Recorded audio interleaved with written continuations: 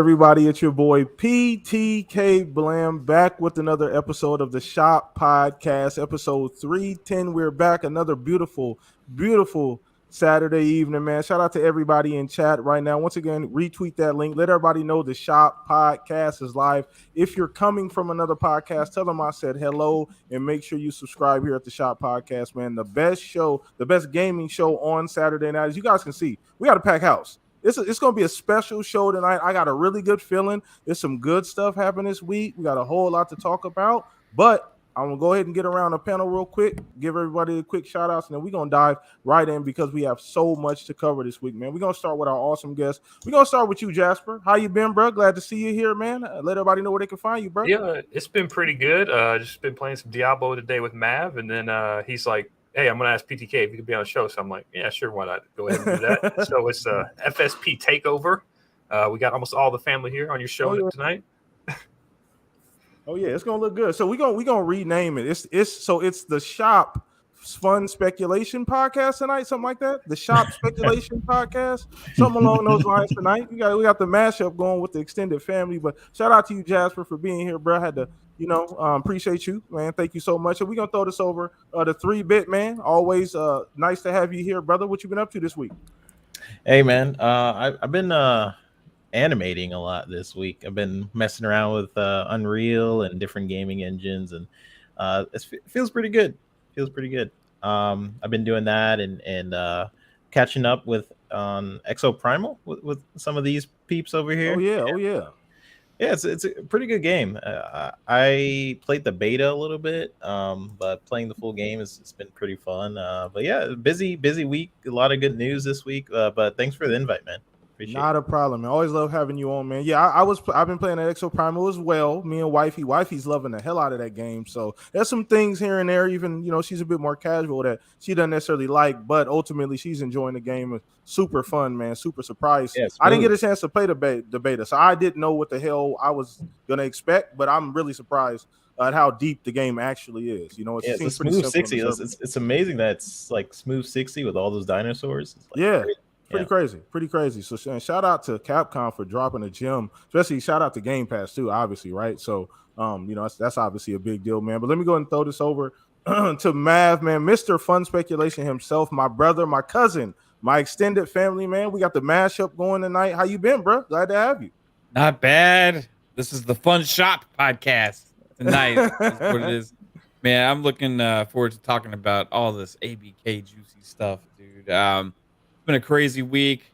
Still going to be lots of stuff happening this week to come as well. So, dude, it's a time to kind of celebrate a little bit for gamers. I feel like a lot happening. So, yeah, this is I've been looking forward to this show this week. PTK. Thanks for the invite, and let's get it started. Yeah, shout out to Mav. Appreciate you, man. Head of the FSP fam, man. We got a lot of peeps in chat too. I don't want to forget any of you guys. Once again, retweet that link. If you're new here, thank you. Appreciate you. Hope you're going to enjoy the show. I know you're going to enjoy the show anyway, so you'll be back next week for sure. So subscribe as well too. But let me go ahead and throw this over to my brothers, the people that make this show what it is, man. Mr. Pong Harvey, how you doing, bro? What's been up with you, man? Listen, number one, you try to say behind the scenes that I'm trying to impose my will when I was asking what Jasper was doing. Now I find out you allowed Mav to impose his will to get Jasper in here, all right? So I don't know what's going on with that. Number two, this Friday night? I can't confirm or deny if there wasn't money exchange. Oh, okay. So there was bribery involved. Okay, that makes it all the much better. You had to give him some of that Microsoft money. Yeah, I mean his coffers are full over there. I feel like I'm being used now. Yeah, you are, Jasper. You are a pawn in this game, sir. That's all you are. But number two, is this Friday night? Because this is Xbox Ultimate right here. Let's go. We're missing Psycho. That's it. But welcome PTK to Xbox Ultimate. Glad you could guest with us this evening. It's awesome. This is what a week, brothers, and great night to be here with everybody. Of course, it's always great to have everybody here. All my favorite people are here, and it's just an awesome way. The energy in this community is off the charts. It's absolutely incredible. what news like this can do, especially when we've been talking about it for 18 months now.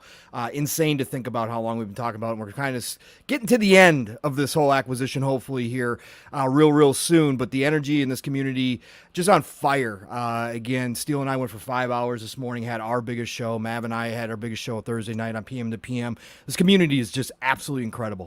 When everybody comes together to celebrate or to talk about a big topic, as obviously ABK acquisition is and has been. So just an incredible time to be doing this. This is what we all love. We talk about Gamers Christmas. We talk about games. We talk about all the stuff we're playing, and we talk about the industry as a whole. And man, there's nothing bigger than this moment right here. This is one for the history books, and I'm just so incredibly happy to see so many people enjoying it. So what a night to be here. We got a lot to get into. I'm not even going to get into what I've been playing this week. So let's just get down to business, PTK. We got a big panel tonight with big opinions. So let's do this. Oh, let's do this. Shout out to everybody in chat. You guys are amazing, man. I know you guys are going to have so much fun. If you're new here, like I said, retweet, like, man. It's been amazing. It's been a banner week, like you said, a historic week, especially if you're an Xbox fan. But let me throw this over to Mr. Fuzzy Belvedere. Don't want to forget about the smooth operator over here. So how you been, Fuzz? What you been up to, bro?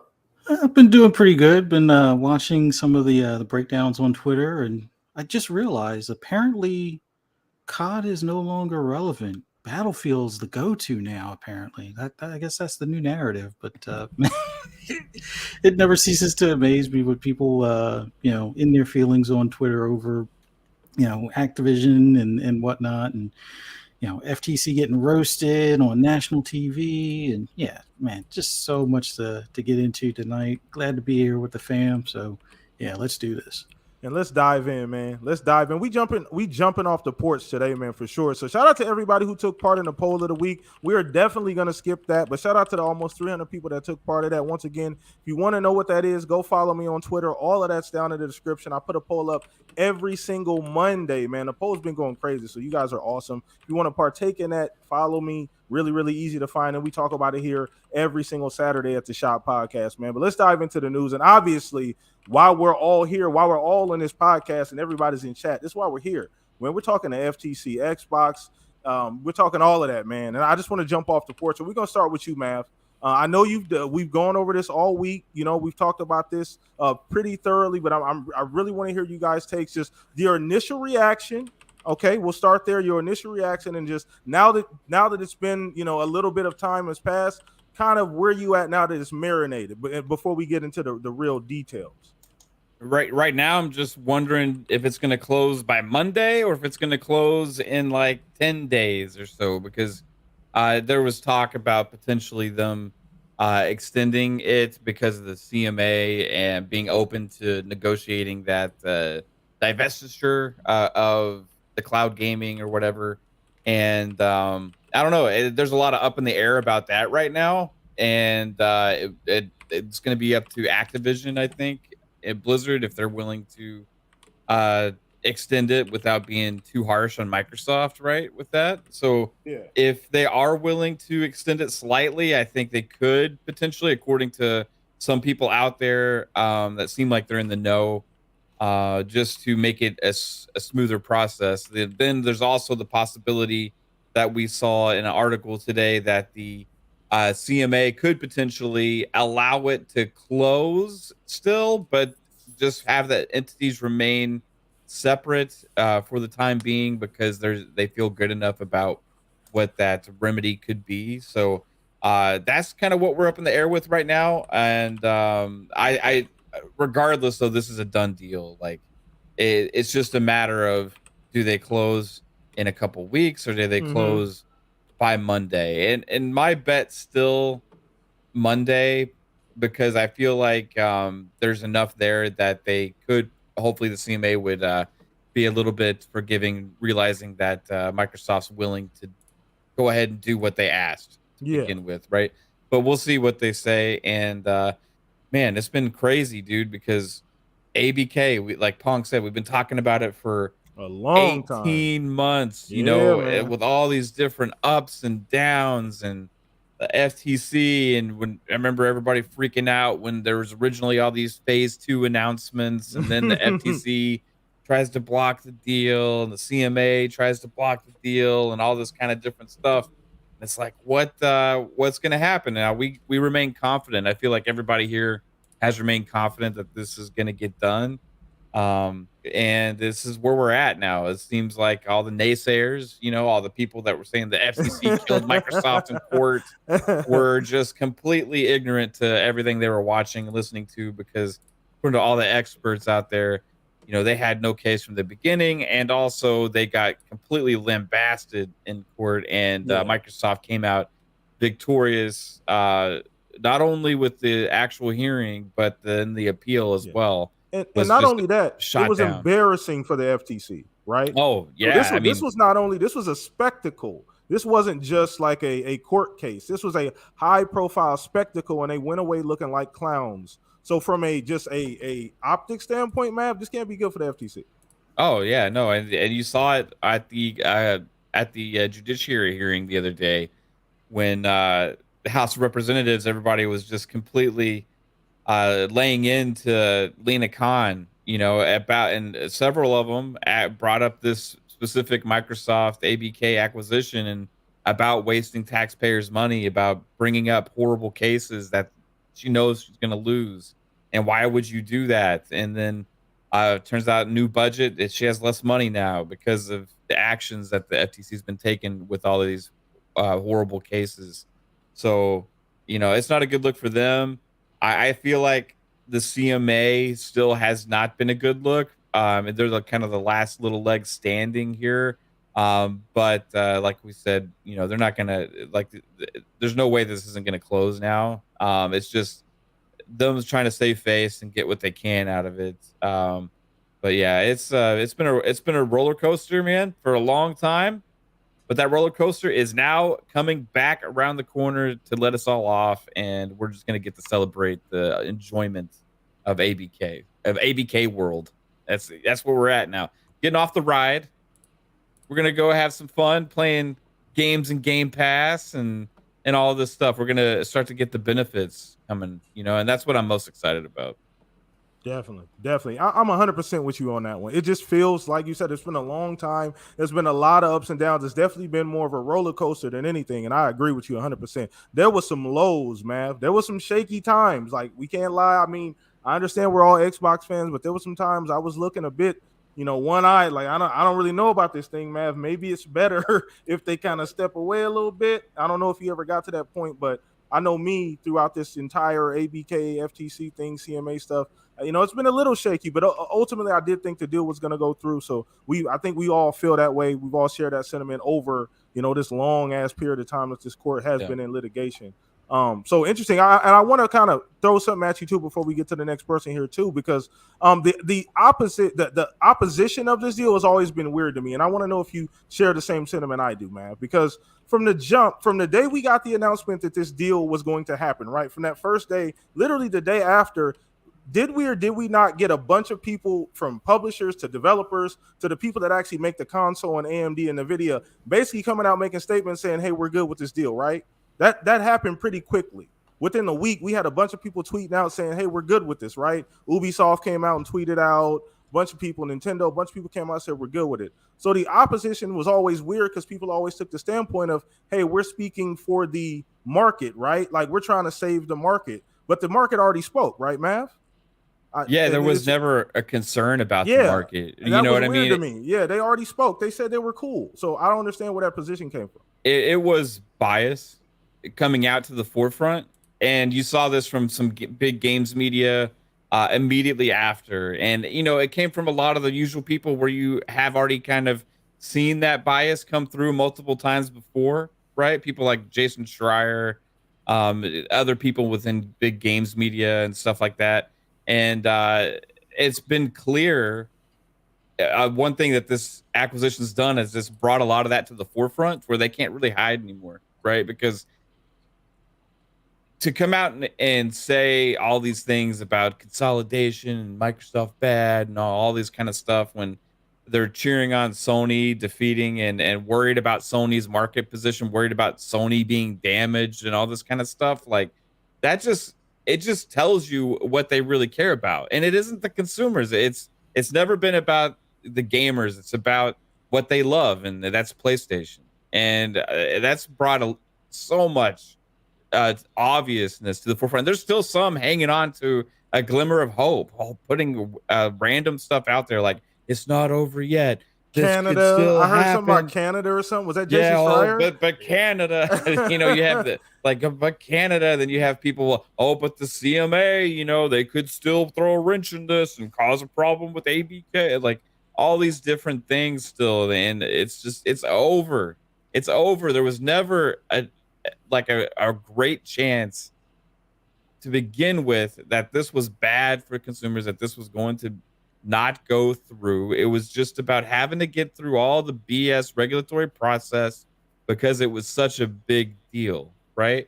And if the FTC has been working on that thing for 18 months, and we saw the best of the evidence that they could possibly put together in that long of a time span to try and get that block and try and get the preliminary injunction and put out the case that they put, with nothing, there's no factual evidence, nothing there that showed any harm to consumers at all. Only a potential harm to PlayStation, a somewhat potential harm to PlayStation's business, and that does not equal bad for consumers. That equals bad for PlayStation, which, guess what, might actually turn out good for consumers because it might actually force stronger competition.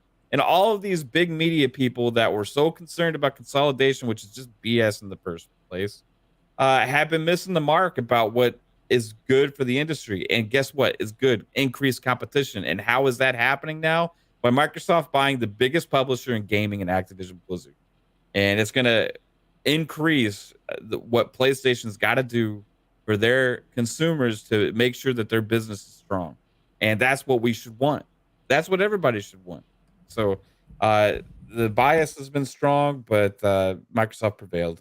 For sure. 100%. I 100% agree. And like you said, I think the crazy thing is that those biases have been exposed. I mean, we're fair here as much as we possibly can. Everybody knows we don't hide who we like on this podcast, right? Like, this is not a surprise. Sorry if anybody in chat didn't know. We are Xbox fans. Hello. So just wanted to let you guys know. But it's the people that pretend to not be biased. That, you know what I mean? Like, if you're going to come out and be so obvious, at least admit it, don't hide. Like, you're a fanboy.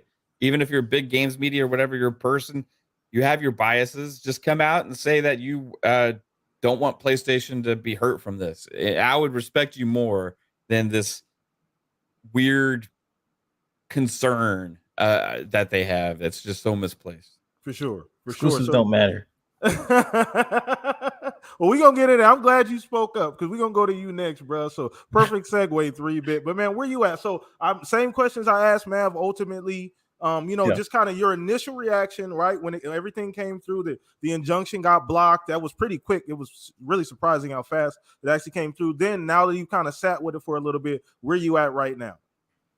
Yeah, I mean, following the case for a year, I've always been on the side that there wasn't much of a case based on like FTC's claims. I remember back when FTC and CMA was starting to block the deal, and they posed their reasons for blocking the deal. The CMA's reasons sounded very much like Sony's, and it just sounded like it didn't have a lot of research. And then we've seen that in the case of the points that they were bringing up wasn't really about consumers, which was always been weird to me because that's what the FTC's goal should be. It should always be about the consumers, not protecting a specific market or only doing it for kind of a political reason of like, I want to attack big tech, which it always felt like to me that this was about attacking a big corporation rather than realizing like what is actually good for the market,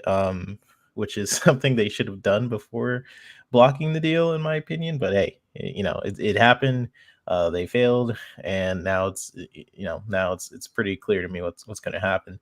And speaking to what Matt was saying, like PlayStation has been getting pretty comfortable.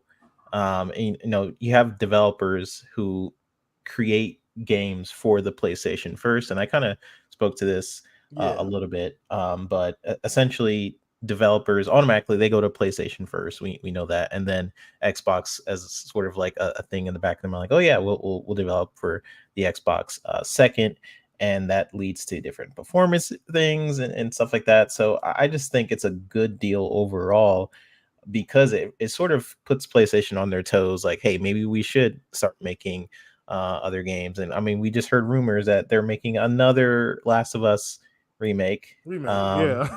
You That know, nobody asked for, and that's not me saying that. I'm sorry, chat. I just watched yeah, a couple. I seen a lot of Sony fans saying, "Hey, they didn't necessarily ask for that," so that's not me yeah, saying. and they don't have to be pushed necessarily because how who they are in the market right now. They're number one in the market, so it's always good when you have competition like this, and that's what a lot of us have been saying. Like Sony has been a dominant player in the industry, so the fact that they're them buying ABK, I mean, we've seen how kind of like kind of pissed off Jim Ryan seemed to be throughout this case. Like we don't want to. We don't want this merger to go through. We just want to block your deal and everything. To me, it's just good overall because it puts everybody on their toes. Switch gets freaking Call of Duty. Yeah. That's insane.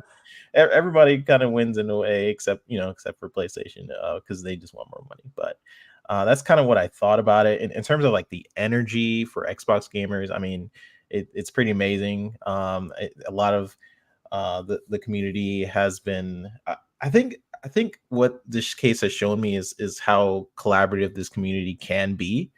I mean, a lot of us have been like talking with other podcasters. We hang out with the people in chat. It's very interesting to me that was very eye opening since the beginning of this case. How amazing this community is, and I also mentioned this before, and then maybe we'll get into it, but the potential of other franchises returning.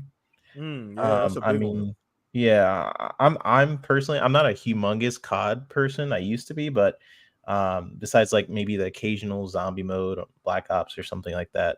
So the potential of like other IP being utilized, as Phil kind of nerded out about, saying he'd love to see different franchises return, Oh yeah, and Phil has a also laundry list. I feel like he already has one. He already written out stuff that he wants to see for sure. yeah, I'm sure he Yeah. has like a book of different things Yeah. he'd like to see on it. Maybe it's on his shelf, You never somewhere. know. You never know. But yeah, I mean, he even wore that Hexen shirt and everything. And to me, that's a good sign. I mean, you have most of the resources of the studios currently just going towards Call of Duty, and in Xbox, I mean, they're going to have an interesting challenge having all of these studios. The challenge will be, what studio do they tell what to do? Like which like do they sort of leave them alone? If you guys watch the Xbox documentary, it kind of was eye-opening. It kind of goes into the history on how they currently treat their studios and how they came up with the philosophy of kind of letting studios become who they are.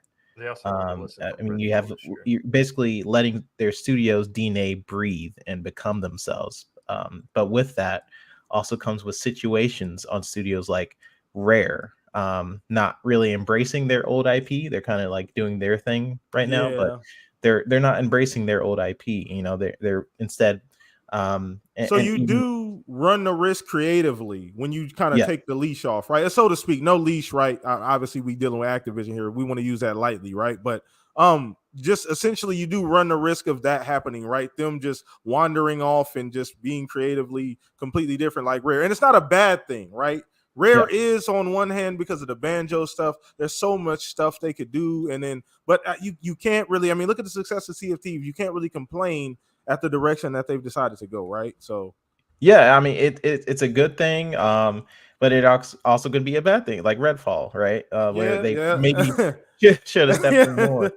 And then you have like the initiative, because they created the new Perfect Dark, where previously that was Rare's baby, So I think with ABK joining the family, they'll have to determine which studios to have a bit of a hybrid, hands-on approach and looking at Xbox's portfolio and seeing like what makes sense.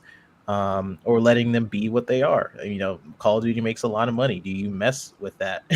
And having all these studios like, hey, we have like 10 studios working on Call of Duty. We're gonna pull some off. Like, do you mess with that? Knowing it's a winning formula. That's always been the interesting thing to me. I mean, you can run the risk of the game taking longer to come out, which can affect revenues. So I personally want them to embrace other IPs and studios, and Microsoft is going to have to figure that out. But I'm with Phil. I want to see all of those things return. I want to see more Tony Hawk games, Hexen, you know, bring it on. But yeah, that's pretty much what I thought about it. Agree. And one thing that people don't want to talk about 3-bit as well, not want to talk about, but haven't brought up is that the fit, right? They're going to have to trim down. Activision has 15,000 employees or 17, something like that. There's going to be some trim. So there's going to take some time for some integration here too. So that's going to be a thing as well. They're going to have to clean up all of those departments. They've already started with HR. There's a lot of like in-house back office stuff, right? That still needs to be done as well too, which might affect like, you know, games coming out and the cycle of some games. I know they're going to act autonomously, but there's a lot of other like house cleaning they got to do too, right? Yeah, and I wonder what that's going to eventually lead to. Right. We'll see, yeah. So I mean, but let's throw this over to you, Jasper. I know we haven't gotten your take yet, bro. But yeah, just initial reaction and like where are you at now? Right now it's it kind of feels like you just passed the finish line and you're waiting for him to hand out the medals so you can go celebrate. We're not like quite done yet, but it's like we're pretty much done. Yeah. Whether it wraps up Monday, I don't know. Hopefully it does. Maybe they wrap it up Monday, but we hold off on the UK side of things a little bit. Unsure on that. But I don't know if they want to risk waiting until the 18th because they would have to pay like their $3 billion things if it like goes under or whatever. So like maybe they just wrap it up as soon as they can. But that's kind of where I'm at right now. It's just I'm glad that we got Activision. That's the one studio I've been or one publisher I would say that I've been one them to get. Like everyone else is one like Sega and stuff. I'm like, no, I want Activision just because I buy Call of Duty every year. Now I don't have to buy it every year. I can get it in Game Pass. Saves me $70. So I'm happy with that. And we also get the studios can now open up. We get 30 plus studios making 30 plus games now potentially over the years. It's just going to take time for Activision to be implemented into Xbox. Couple years. We're just now starting to see the fruits of Bethesda with Xbox. So probably going to take longer with Activision because they have 17,000 people instead of what like Bethesda's 2,000 or whatever it was. So yeah, that's kind of where I'm at. It's just happy all around. Got amazing games coming from Xbox. That's where I'm at. All right, cool. My brothers, Mr. Pong Soul, the guy. Definitely want to hear your take on this too, man. Like, there's a lot of moving parts here, Pong, and I know you talked about this. Shout out to Steel. I know Steel lurking somewhere in chat. They had a 5-hour show. Chat, go check out Living Split Screen as well. We got goals to hit over there.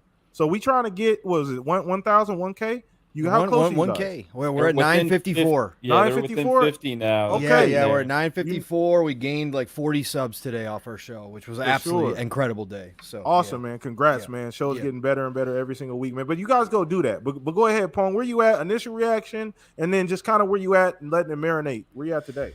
Yeah, like I said, 18 months of this conversation, right? I said this multiple times. It's the only way I kind of know how to feel right now. It's kind of bittersweet at this point, right? It feels like we have just absolutely looked at this deal up, down, left, right, turned it around, fourth dimension style, every which way, all the ups and downs that we've actually had with our conversations, with everything that's happened and transpired throughout this entire process. As people, again, generally speaking, for us, and I think I can do it for most of us on the panel here, or all of us, is we were fascinated. We were part of the group that was kind of fascinated by this deal.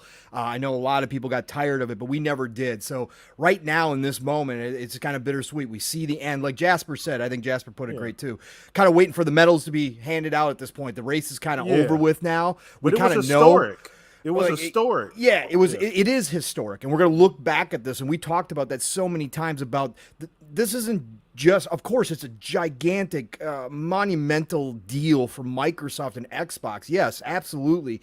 You don't go out and spend $70 billion if it's not going to change your course in the future. That's why they did this. But overall, it's going to have so many ripple effects throughout the entire industry, right? And I think that's kind of, the culmination of everything that's happened right now in this moment. That's what I'm kind of looking. I'm taking a peek ahead a little bit and trying to go, okay, once this does close, whether it closes Monday or that there is a short extension period for a couple weeks, everybody else in the industry already knows this deal is done. Like this is a freight train headed towards the CMA. One way or another, they're getting out and off the tracks, right? That's what's going to happen here. There is no stopping this deal now. Canada's not going to save you. New Zealand's not going to save you. And the CMA isn't going to stand in anybody's way when it's all said and done. So now the rest of the industry is kind of letting out a sigh of relief, especially the big players in the industry, because we talked about that as well. Microsoft had to fight this deal because it set precedent for everybody else going forward, and acquisitions going to be made. And I know there's a whole contingent of people out in this community already talking about consolidation, and there's never been good consolidation, and the consumers are going to lose. We're headed toward a dystopian future. Crazy. This industry is going to collapse because of this deal. Like, there are people legitimately out here talking about that. So for me, I'm just enjoying this moment because, again, I hope to be 60, 70, 80, still talking about video games in some form or fashion down the road. And I'm going to look back at this deal and know that, being a part, being here. And I know some people will say, this is just video games. You're being over the top dramatic. No, one of the reasons why I got into podcasting is to share this hobby, share this passion with people such as yourselves and the people in our chat. And this is a part of it. Like, this is a big part of it. A deal like this, we may not see ever again. I don't deal in absolutes, but down the road, certainly as the industry grows, maybe there will be a bigger deal. But I don't see this one being eclipsed for a very, very, very long time.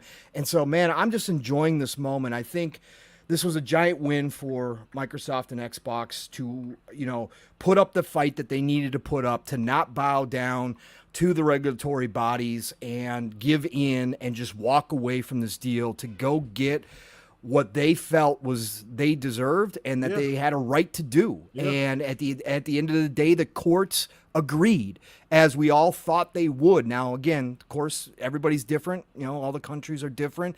But at least in the United States, we knew the FTC had a weak case. It played out in front of all of us. We got massive amount of behind the scenes look at this industry, which that's was the stuff you love. I know. Man, we're again this is a wet dream for you, Paul. Yeah, man. Pause. But yeah, absolutely, of course. Relative, right? Yeah. But no, of course it is, because again, the industry is so damn secretive about everything, as if they're holding nuclear codes all the time. And it's like, dude, these are video games.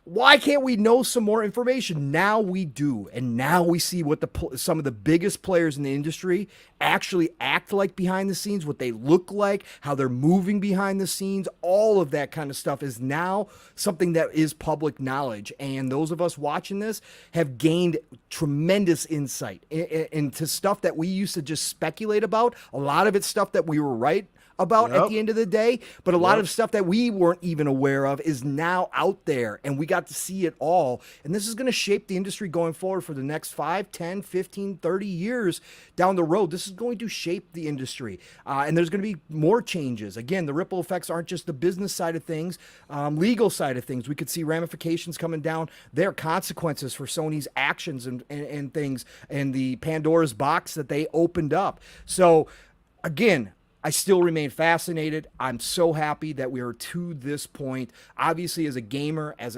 somebody who's invested in the Xbox ecosystem, this just means my value in Game Pass will continue to go up compared to what I pay. And to me, that's ridiculously cool. I mean, again, as a consumer, that's all I can ask for. I still feel like I am actually getting a good deal from a product, which we can't always say in this world, but Game Pass is the ultimate deal for me as a gamer. So from that standpoint, I'm excited to see what Activision Blizzard King dropping in officially, Game Pass exploding, and then as 3-bit, also talked about that my mind goes to the potentials, right? And the potentials that we've talked about opening up, and we'll see that stuff down the road. It's not going to be something instantaneous. That's more future looking, but yeah, now that's all a possibility. That's becoming a reality now of what we could potentially get out of this going forward as Activision Blizzard King maybe opens up a little bit. Some of the devs are freed up potentially down the road, and we get new games. We might get old IP coming back. That excites the hell out of me. Golden age of gaming, folks. It really is. Definitely. And this is, like you said, this is just a exclamation point on that statement right there, Pong. That validates everything you've been saying. Pong, damn it, you need to copyright that, bro. You be rich right now. What are we doing, man? Why have we not pushed him to do that? I don't know, man. It's like you gotta do it, Pong. You gotta do it, bro. Come on. Some people already try to steal it. I mean, come on. Yeah, see? Look at that, man. You can't let that happen, man. But shout out to the over 100 people in chat. Appreciate you guys. Hit the like button if you're new here. Subscribe, man. I know you're going to love this show, man. Come back and see us every single week. Shop Podcast 310 is live. Let everybody know we in here, man. Shout out to everybody. You guys are awesome, man. But I do want to piggyback and kind of throw another question at you, Bone, because I've been asked this too. Shout out to Luke. Shout out to Captain Logan. I was on XCP this morning, so it was a very, very fun show. You guys will get to see that. If you didn't get to see it live, please go check it out. But they posed the question of management and where does Phil stand, after this, right? Because this is not only, we talked about how big this is, and this is a benchmark for gaming industry and just the tech industry as a whole. But not only is that, this is a gigantic fucking feather in Mr. Phil Spencer's cap. Yeah. As far as a CEO and establishing himself where he's at. So his legacy, we talked about possibly him maybe riding off into the sunset. I mean, who knows? Depending on how this ends up. Yeah, it's a legacy move, and we talked about that at length for both him and Satya. Again, Satya has cemented his legacy with Microsoft. Phil certainly cemented his legacy no matter what with Xbox and what he did to bring it back from the brink of death. There's no question about that. It's been well documented now. There is no debating that anymore about why, again, you can certainly have the debate whether or not you like Phil or you think he's doing a good job, whatever.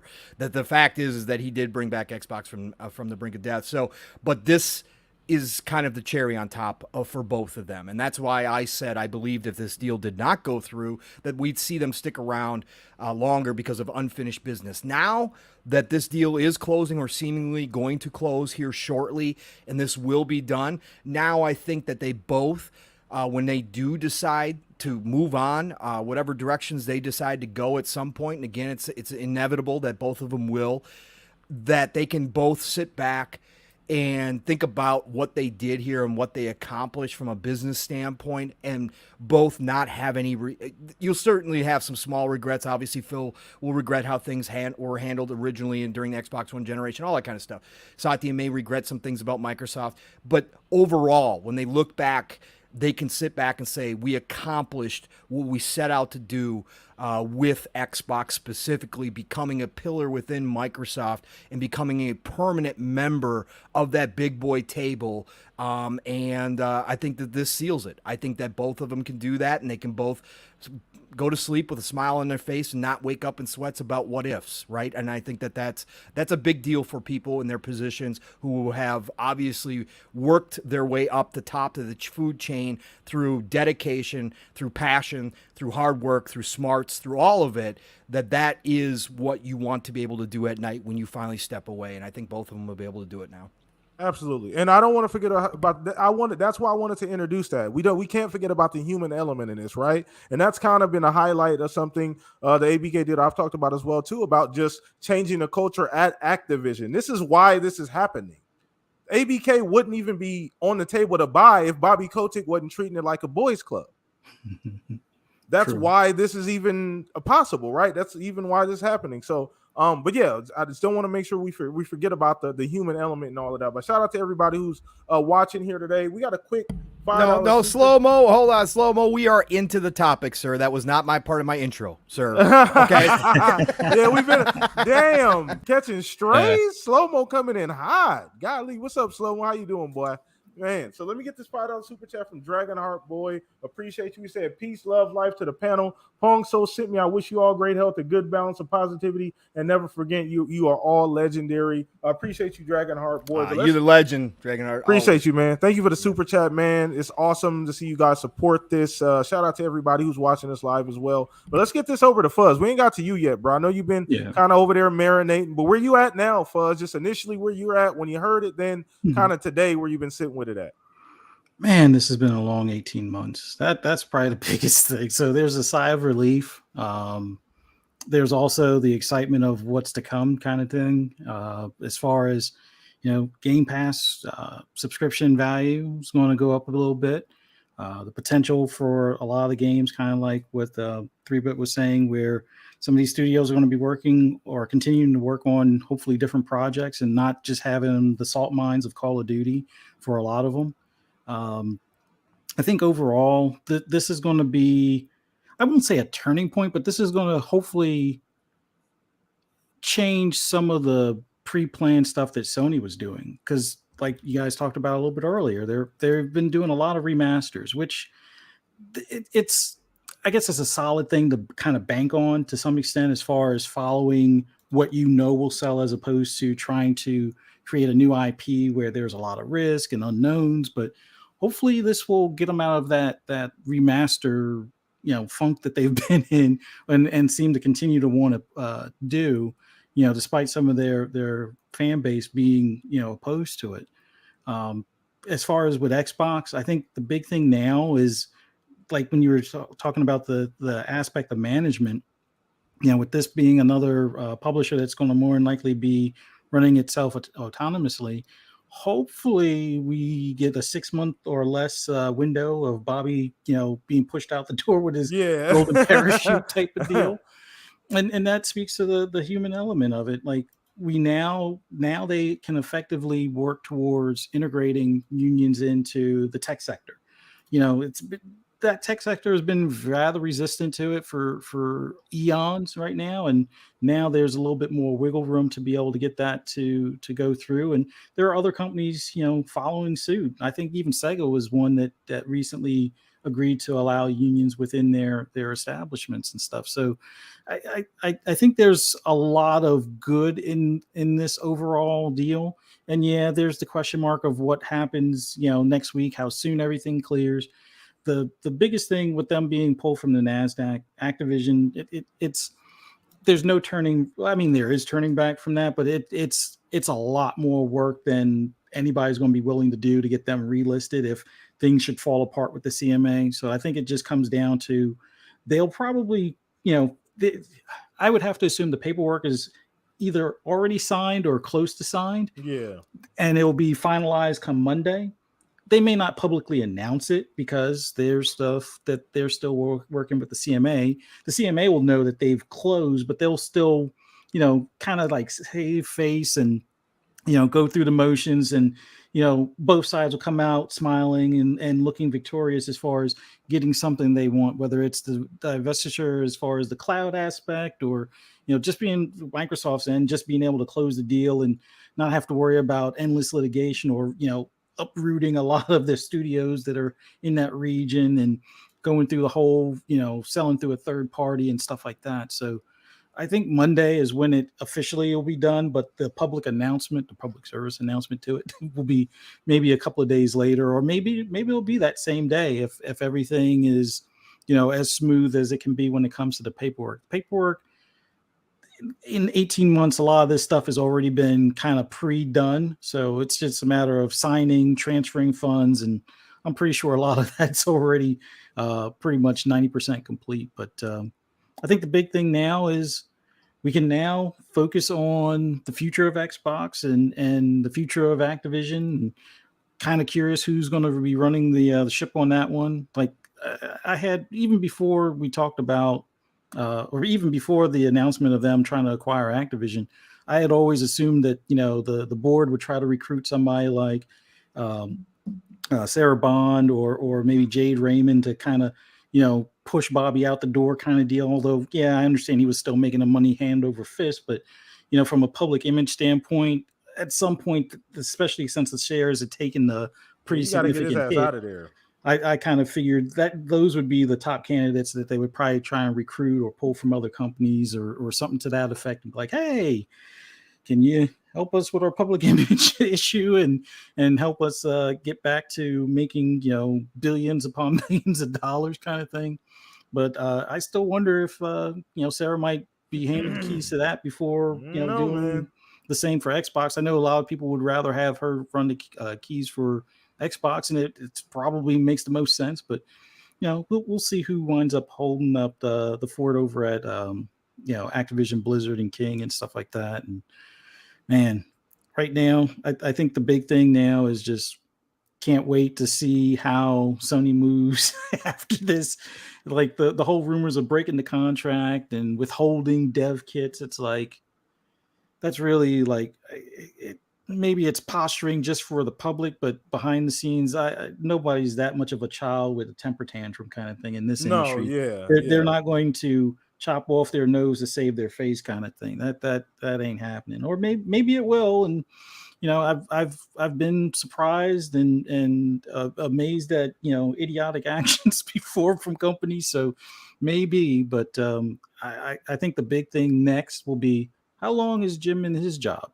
I got the gut feeling he's got 6 months as well. Like my bet that I would like to make with people would be like, who's out the door first? Is it Kodak or is it Ryan? But I know we got a Jim Ryan impersonator in the chat, so no marks to him. But it's just I definitely see that there might be some ramped up changes over at Sony coming here soon too. And no, they're not buying Take-Two. It's fiscally, I won't say impossible, but highly unlikely. So stop with the Take-Two rumors.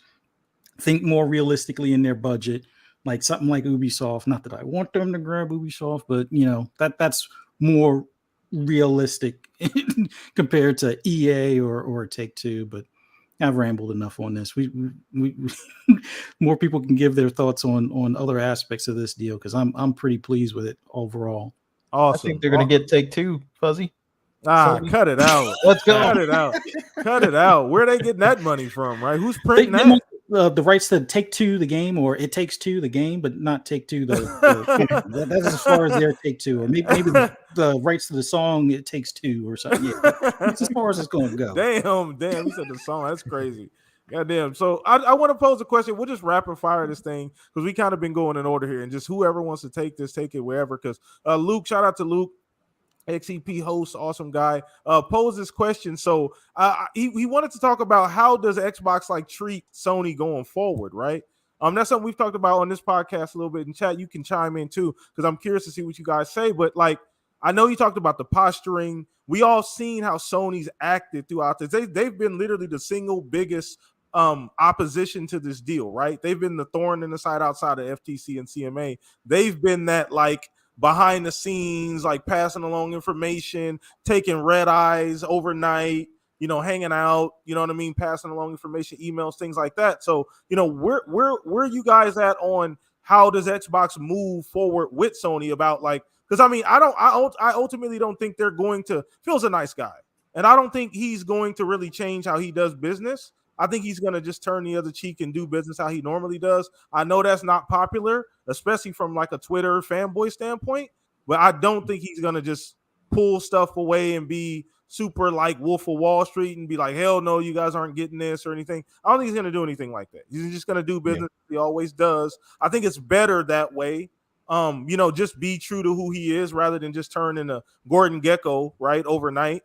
So you don't want to do that. So just kind of where just anybody here on a panel chat as well too. Go ahead. I think Sony becomes the acquisition fund. Whatever money they make from Activision titles off the Sony platform, they're just going to put that into acquisitions.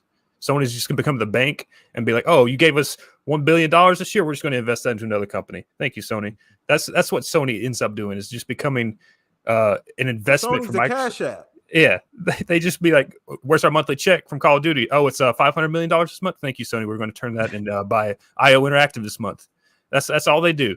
They're just going to keep taking Sony's profits and put it in new studios to grow Xbox even farther, to just keep destroying Sony. I guess why they have those rumors, right? That they're going to stop the marketing rights for Call of Duty. They didn't want Microsoft to do that. I'm in the boat. I mean, I wouldn't I'm glad I'm not in charge. Yeah, me too. Because That's a good point for sure. I would be mad petty. Like I would take Oh things God. like kind of personally. Oh God, I would. So bad. that I'm kind of glad that I'm not Phil or whatever, because some of the stuff Jim Ryan be saying, I'm like, oh really? Remember Minecraft? It's not gonna work no more. I would totally do something like that. So I'm glad I'm not in charge, because that would be bad. But yeah, I don't know. I think in terms of how PlayStation respond, I feel like PlayStation is going to be much more responsive. As I mean, kind of just dictated by this case. It just seemed like in terms of like how they're going to respond to Microsoft, I just feel like they are the ones that are going to constantly maybe change stuff in PS Plus, maybe add a few games. We already know that they're kind of responding by adding their games as a service game. So I feel like they're going to be more responsive than in a way than Microsoft, but I would like to hear you guys' thoughts on it. I'm not sure. Go ahead, whoever. Yeah, I think Jasper brought up a good point, like about the money, because when we saw that, so Steven Totillo tweet about the best-selling games on PlayStation, the top 3. Right? Yeah, the Modern only ones they don't know now are Fortnite and GTA, and then yeah. And then Minecraft. Right? Yep. So those games, just like Microsoft making that much money on games off of PlayStation, right? And they already make a lot of money on Minecraft, but this is going to increase that substantially. And that's that whole argument before, are they going to pull Call of Duty off of PlayStation and all that kind of stuff? It makes a lot of sense when that money is coming from another platform that you never really got to benefit that much from before, to keep investing that back into your platform and to increase your competition with them. So I don't know, man. Like maybe he's onto something. Maybe they use that to go get like an IO Interactive or something like that. Not that they couldn't afford it anyway. Right? They don't really need that money to do that stuff. They can just swing it, but it makes it harder for PlayStation to make those kind of decisions, right? Like in Jim's shoes, it's got to be tough because he's thinking like, well, this is funding Microsoft's platform, their biggest competition. Does that lead more to decisions about what they do with their games in the future and as many platforms as they put it on, because they got to increase their ecosystem. You got to assume too, Mav, that as much money as they were making off Call of Duty, that had to be a big part of what they were using to funding those first party games as well. Now, I'm just assuming here. I'm not, you know what I mean? I'm sure that I don't know how big of a piece of the pie that was too. So as they're transitioning to this games as a service model, where are they at there? Because Mav, we got to understand, like, I don't think people understand, Mav, this is going to be harder for PlayStation to transition from this single player only style that they've been doing for the last 10, 12 years to transition to this games as a service and multi. This is going to be hard for them. Their fan base doesn't even want it. You saw the reaction. Don't even want it. That's what I'm saying. Like their fans don't even want it, on top of just like the games, the infrastructure part of it. You don't even have like like you haven't even weaned your fan base on that. Like don't even want those kind of games. So like that's another aspect too. Yeah, for sure, man. I feel like here I think it's going to be important what targets these companies go after, because there's going to be a battle of strategic moves with the acquisitions now to like make sure that you're bolstering with the talent that's out there to enhance your ecosystem and not allow the other company to control that. So we talked before about certain affinity and companies like that, and that would help Sony a lot if they were able to acquire certain affinity with their multiplayer aspects. You know what I mean? That would help them with all their live service stuff, the multiplayer games they're doing with all those different developers. If I'm Microsoft, I'd be like, okay, well, they're already working a lot with us. We need to make sure we acquire them so that way Sony doesn't have that benefit and we can continue to flourish from certain affinities. So there's going to be a lot. I think there's going to be more strategic moves, and not just about, hey, let's make sure we acquire this company to help us, but we don't want them to take the ability for us to use this company away. You know what I mean? In a way of ensuring that you're still going to be able to get certain affinity or whoever to work on your platform. So that's going to be interesting going forward. I think that's one of the reasons that Sony went ahead and bought Bungie. Yeah, they right? overpaid for Bungie too. Yeah. By the way, I don't think people understand. I mean, Bungie's worth a lot of money, but I don't. $2 billion wasn't what. I mean, I don't know the market, but I don't know if you saw $2 billion. Yeah, but Bungie was on Microsoft's list, right? So They imagine were, this, they and they were a smaller target. You think that was part of the? Do you think that was part of the price push? Do you think Microsoft pushed the price up? It could have been, because if you look at it, think about this: Microsoft's going to own Halo, they're going to own Call of Duty, and imagine if they would have been able to acquire Bungie as well. I feel like that's why Sony went ahead and bit the bullet and acquired them, because taking that player also, which that game makes a lot of money for PlayStation as well, off the board for them, right? Like it would be such another dagger. So they had to make sure that they overpaid, in my opinion. Definitely. Oh yeah, they had to. I don't know what the evaluation was, but I didn't think paid over like double, I think, what they were worth. Yeah. But they like 2 to 2.5, and they paid 4.5, I believe. Yeah, that wasn't worth it to me, but. I mean, it is in the long run, though. Yeah, they made that back. Yeah. I mean, Bungie is going to help them with a lot of their other live service stuff. And could you imagine if they didn't get Bungie, and if Microsoft got Bungie? Like, that's what I'm talking about. Like but we might have factions, though. That's true. That's true. But like these big live service type companies and these games that are good at multiplayer are at a premium right now. Why Sony even wanted to buy them, their reasons for buying them was to learn more about live service games. They thought they got Halo with it. I mean, that's what they said. Some of the fans thought they got Halo with it. We thought you guys owned Halo.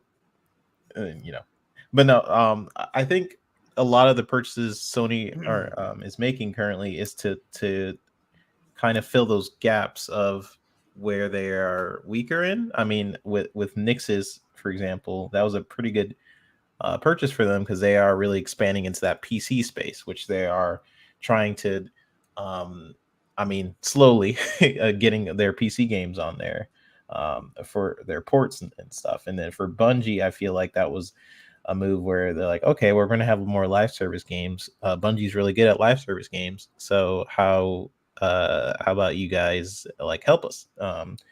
And I don't know if those rumors are true about the Naughty Dog situation. But it seems right to me. If they wanted some advice or help with how to make factions live longer than a few months, they had to run it through that Bungie filter, huh? Yeah, Bungie's like, said, no. This ain't it, buddy. Yeah, and it makes sense. I mean, they know how to even if you don't like Destiny, you can admit that like the people that are on there, there's a community there that's definitely going to stay, and they have pretty good content on there where you can play that game continuously, and that's pretty much the key to a live service game, is having that funnel of content that you can't just beat it within a few hours or experience the whole game within a few hours. Like there's substance to replayability, and that's something Sony doesn't have a lot of experience in. They do have a couple of like multiplayer games, but for the most part, a lot of their games are. Biggest problem though, the fan base doesn't even want it. Like that's gonna be the big. How do you get your fans to digest that when they haven't had that in a decade, right? It'll take time. That's gonna be tough. That's a tough like transition. Yeah, that's for sure. For sure. But Pong, I don't know if we've gotten your take on this. It's concerning specifically what? No, just in general. Like, you know how going forward Xbox is going to treat PlayStation and their relationship. We're back to that original question because 3-Bit kind of threw a knuckleball in there. So I was where we want to go with this. I mean, I'm with 3-Bit. I already said I would be Dark Phil if it was up to me, right? I would have been Dark Phil a long time ago. It would have been hard not to play bully in this situation with somebody who's bullied you around for a long time. So, but again, this is business at the end of the day. It is going to the ball's in Jim's court right now. Jim has threatened to not give them development kits going forward. If Jim wants to do that, then you let him go ahead and go ahead and destroy himself, right? You let him burn up in his own fire if he's going to go ahead and press that point. So if they're not going to be cooperative, I certainly don't do more than what is required to extend a hand and try to get them on board. If PlayStation wants to go scorched earth on this, which I don't believe they ultimately will. Yeah, I don't Jim's think they will either. But let's just say they were going to do that. Let's say they're going to scorch earth. I wouldn't go out of my way to help them in any way, shape, or form. Right? That's it. Period. I think overall, it becomes, which is what it always has been, a cordial business relationship at the end of the day. Two companies that will, Microsoft is obviously going to be, as Steven Totila, shout out to him for putting out the post, become Sony's most important third-party publisher once they own COD, because COD is his highest selling. That's crazy, Paul. It is. COD is the highest selling game on both PlayStation 5 and PlayStation 4, and Minecraft is number 3 or number 4. There's usually 2 COD games always in the top 10. COD games in the top Correct. 10, yep. Correct. So they will become number 1 third-party publisher for Sony. So I think it'll be a cordial relationship. I think that they will certainly extend every opportunity to cut deals with Sony that makes sense, but I don't think they're going to go out of their way, and I think that it'll be pretty much business as usual. Just Sony won't have those marketing rights, right? Sony won't have that power of that stuff anymore. They won't get the exclusive content. They won't get the early release stuff, and I think that that's how they're going to handle Sony now behind the scenes with other third parties. I think that Microsoft may get more aggressive even after this deal. I think that they, saw what the FTC looks at now. They've been given the roadmap, and obviously there's going to be more acquisitions. There's no doubt about it. Microsoft isn't dumb. They're going to do that. But I think even with third-party deals, they might get more aggressive in certain areas to lock down certain games or franchises that they know Sony's going after, so they don't lose out on every single one. I don't think they're going to go on a spree. I don't think they're going to lock Sony out of every third-party deal now that this acquisition seemingly is going to go through. But I think they could be more aggressive at the end of the day, because the FTC said, "Hey, no, we're cool with that. We're fine with that. You want to create your own kind of dominance by buying up." Buying up timed exclusivity, go right ahead. We're cool with that. So if that's the case, I think maybe Phil gets a little bit more aggressive than his philosophy generally has been with that behind the scenes, just because of how Sony has treated them with this acquisition. I think that's where you might see a small change, but that's just my opinion. Yeah. Yep. No. Once again, it's crazy to think about. We're at this point in time, right? We're actually having this conversation, chat. This is fucking insane that we're at this point, Pong. Like you said, this is historic. We talked about this earlier, and their relationship going forward is crazy. And I'm so glad you're not the fucking CEO, Pong. This situation would be terrible. Oh yeah, no, long ago it would have been really bad. There's no way. And to be honest with you, just to be fair here, Chad, I'll be honest with you, I'm putting myself on Front Street here. I'll be a little bit petty too. As fair as I am, yes, PTK Blam is outing himself right here on Live Era Shop Podcast. I'd be pretty slanderous, man. I'd keep those emails like in a certain file and look at them like every day. Like, I remember you said this. Oh, I remember you said this. PlayStation people turn on Minecraft and it's like an error. Like, go to No, maybe not that devious, man. Minecraft is kind of big. That might cause a meltdown, but just, I don't know. I'd be a bit crazy with it too, man. But I know we want to talk about this. I mean, there's obviously other stuff that's going on, man, but this is obviously the biggest thing. And, I obviously wanted to elaborate on this a little bit further and just kind of get another rapid fire going here too. I want to talk about the next phase in this. We've kind of gotten over the shock and awe of the deal and the decisions that have come down and everything that's going on, all the theatrics, right? Let's talk about the future here, right? And just kind of, we're going to speculation town, Pong. So you ready for the flood of visitors? Two of the three mayors are here, so let's go. Let's go. We got extra keys. We got extra keys. We can open up more gates. Yeah, we can open up more gates. We can let more people in at the same time. So let's go. Good. We're good to go here. So I want to go. Where are we going with these IPs? Now that we've gotten this big flux of studios, we've gotten this big flux of IPs. Phil stated, and like I said, I still believe that Phil has this laundry list, if not like written out on his phone, maybe even just in his head, right? This is just me talking, who knows, right? But where are we going first? Like if they're handing you guys the keys, where are we going first? Anybody? I think the first thing they're gonna do is bring back the backwards compatibility program. Get some of those older games that are Activision games in there.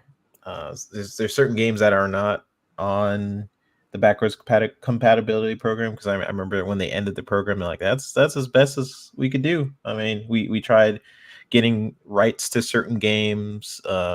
Some of the developers didn't want to sell those titles because maybe in the future they want to remaster it. They didn't want you to have access to older game because they want to resell it. So having the library of Activision Blizzard means there's a lot of older titles that they now have rights to. And for example, Tony Hawk Underground 1, I believe 1 and 2 are not playable. And someone can correct me on that, but I love those titles, so I would love to see stuff like that drop in and maybe go into Game Pass. I know at some point they're going to start dropping ABK titles, and then it'll be like, hey, we also came back with our backwards compatibility program. Here's like Tony Hawk Underground 1, 2, and some of our older games. Here you go. But besides that, in terms of a newer title, I think they would start to work on. I mean, I would actually like to see a modern interpretation of Hexen. That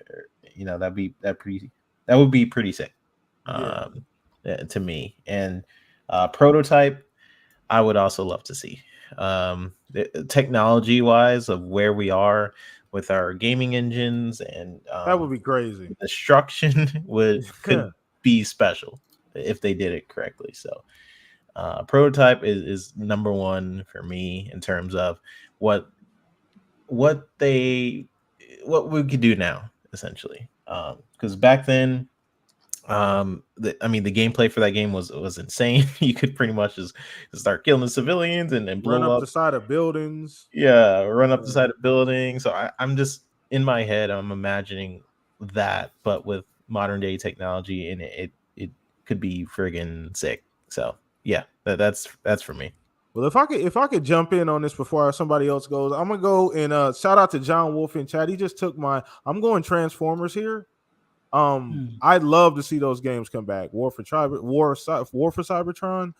There was a couple other ones as well too. Phenomenal games. Even the multiplayers are really good, right? We haven't had a really good Transformers game, although I think there's one coming out soon, right? I can't remember what it's called, but we haven't had one in a while, so that's big for me. I've always honked the horn of Deadpool because they're getting High Moon, so they're gonna get Deadpool. The people who made Deadpool, we've always talked about superheroes 3-bit, right? We've always talked about Xbox getting a superhero kind of game. That makes sense. You get the devs. Need somebody. They're there, right? They're not doing anything but making Call of Duty DLC. Take them off of that. Go ahead and give them that Deadpool license. Disney seems to be in a giving mood at this point. They're giving everybody a license, right? They gave EA like 6 of them. So I mean, you might as well. You might have one too. Yeah, who knows? Who knows, right? Where things are going. So that's those two, in my opinion. Now don't. Prototype is amazing. That, like you said, with the new technology, an updated Prototype would be really, really cool. The Tony Hawks are really cool. It's so much they can do, so many IPs, but I'm gonna let somebody else go too. So whoever wants to take over. Yeah, regarding some of the back and pass stuff, I know Prototype, there was the Xbox One remaster version of that stuff, so you don't have to get the 360 back and pat version. You can just get the Xbox One version. So they got a couple remasters of their older stuff, but it was all like licensed stuff. Like they remastered Marvel's Ultimate Alliance, but it was licensed stuff, so it got quickly removed. So they would have to go get licenses from a lot of Marvel content and the Transformer stuff. So I don't know if we necessarily get that. Yeah. But in regards to that, I would think Treyarch is probably the most likely Call of Duty studio to split off once we do start seeing stuff, because they actually have done like multiple projects before, whereas like Infinity Ward and Sledgehammer, they've only worked on Call of Duty stuff. Treyarch has made Spider-Man games. They made some other stuff. They made a James Bond game, all within like the same year of putting out Call of Duty stuff. So I think Treyarch's probably the most likely one to kind of be able to work multiple projects. Raven Software, they've kind of kept on Warzone. They're kind of the Warzone teams. Raven's probably locked down to Warzone, which kind of sucks because they made some really good stuff back in the day. Other than that, it's just, again, the potential of multiple studios. I would love to see High Moon break off and finally get to work on their stuff again because they made the best Transformers games. Yes. Man. They kind of leave Toys with Bob alone. Every now and then they support Call of Duty, but they usually do their kiddie games. So, I mean, we could probably keep seeing that stuff. Like, so if we do get a Banjo, it's probably going to come from them. Other than that, it's just, again, the potential. All these 30 studios they have, it's just they can do whatever they want now. And it's just going to take time to get Activision incorporated in with Xbox. And I don't know if we see the fruits of those until like 5-10 years from now. So that's just kind of the sucky part about it. But in the long term, it's going to be good. All right, go ahead. Whoever want to go. Yeah, ahead. go pay Marvel a visit. Go see whoever you got to see. And make sure you at first get the rights to the older games, right? Because those are the ones I think that would be the biggest impact for back compat and FPS boost and resolution boost and all that kind of stuff. Because you got like a lot of Spider-Man games, you got tons of different stuff there. So you go pay them a visit, and then after you get that working relationship going, then you go around to all the studios, like Phil said. You say, "Hey, what do you want to work on? Toys for Bob. What do you want to work on? High Moon. Okay, you do want to bring back Transformers." You want us to work on that again? Okay, let's go visit Hasbro because we already talked to them about the back and pat for War for Cybertron. Let's kick off that as well. You know, like I'm 100% on board. That's my dream for Activision Blizzard, is to free up all the studios and not just keep this Call of Duty cycle of everybody having to work on CODs, right? I think that's what almost all Xbox gamers hope for. The Call of Duty community may not like it. You know, maybe they will if they spend more time and release more polished that being games. said, though, like when a Call of Duty does hit, and a lot of people do love it, they always ask, give it another year, let it cook. But Activision always moves on because they want another sell, they want more money. So I mean, maybe we actually get a Call of Duty game that now cooks a little longer, and we get lifetime Call of Duty. I would move away from the yearly cycle. The yearly. You know, I would go. Weren't they supposed to do that anyway? And then they just threw that out the window. It came out that we're getting another game this year. Yeah, I would go to like every 2 to 3 year cycle. I maybe have, you know, Infinity Ward its main team stay on it. Maybe have a Treyarch main team stay on it. You know, and then expand those studios as well, because we already know Infinity Ward is already working on another IP. And continue to expand those studios so they're not just one franchise developers anymore, right? And then you kind of free up everybody else. And I'm wondering too, like, because Microsoft is already known for having other developers help each other, right? Like, does the other resources Microsoft have within their disposal allow potentially not as many ABK developers have to work on this stuff? So maybe. There's a lot of stuff there that could help everybody. I mean, the Call of Duty studios are big anyway. I think Treyarch, last time I looked, was like a couple years ago. They were over 400. So, like, I mean, just 100 of them break off and do their own small project. Like, you get another game out of that. Like Obsidian. So. Okay, you want to make a small thing and test it out? Yeah, like, let's go. That's what I'm hoping for, man. That's what I would do. And there's a lot of probably economics to that as far as like what you need to make for your investment on return for Call of Duty and all these kind of things. So they're gonna have to kind of play all that stuff by ear. But man, the thing that excites me the most is more games, right? So the more games, the better, right? I don't want quantity over quality like old Activision was as well, because they had those days of all those crappy licensed games. Yeah, but giving them things out like candy. We had like 4 X-Men games a year, 2 Spider-Man games. It was crazy. Every time there was any kind of movie or anything, there was like 2 or 3 crappy games to go along with it. I don't just really want that, but if you could free up some of those studios, man, it'd be awesome. And on the other thing is like on the Blizzard side, which we haven't really touched on. A Blizzard side, they got so much stuff, and I feel like they're already working on some of these things that I know that Michael Barra hinted before that StarCraft 3 could be. I knew you were gonna. I was waiting on you to say that. You took a little longer than I expected, man. But that's the thing. Like Blizzard's kind of already seems like they're left alone because they already do multiple projects. Like Activision's kind of kept their hands off of them, So it's like let Blizzard do their thing. I just want them to like help get a Halo Wars 3 out somehow. I don't know how it's gonna happen, man. Like before, I wanted Sega for Creative Assembly and Relic, but that may not happen for a while. So we got the StarCraft Blizzard team there. They can maybe help out a little bit.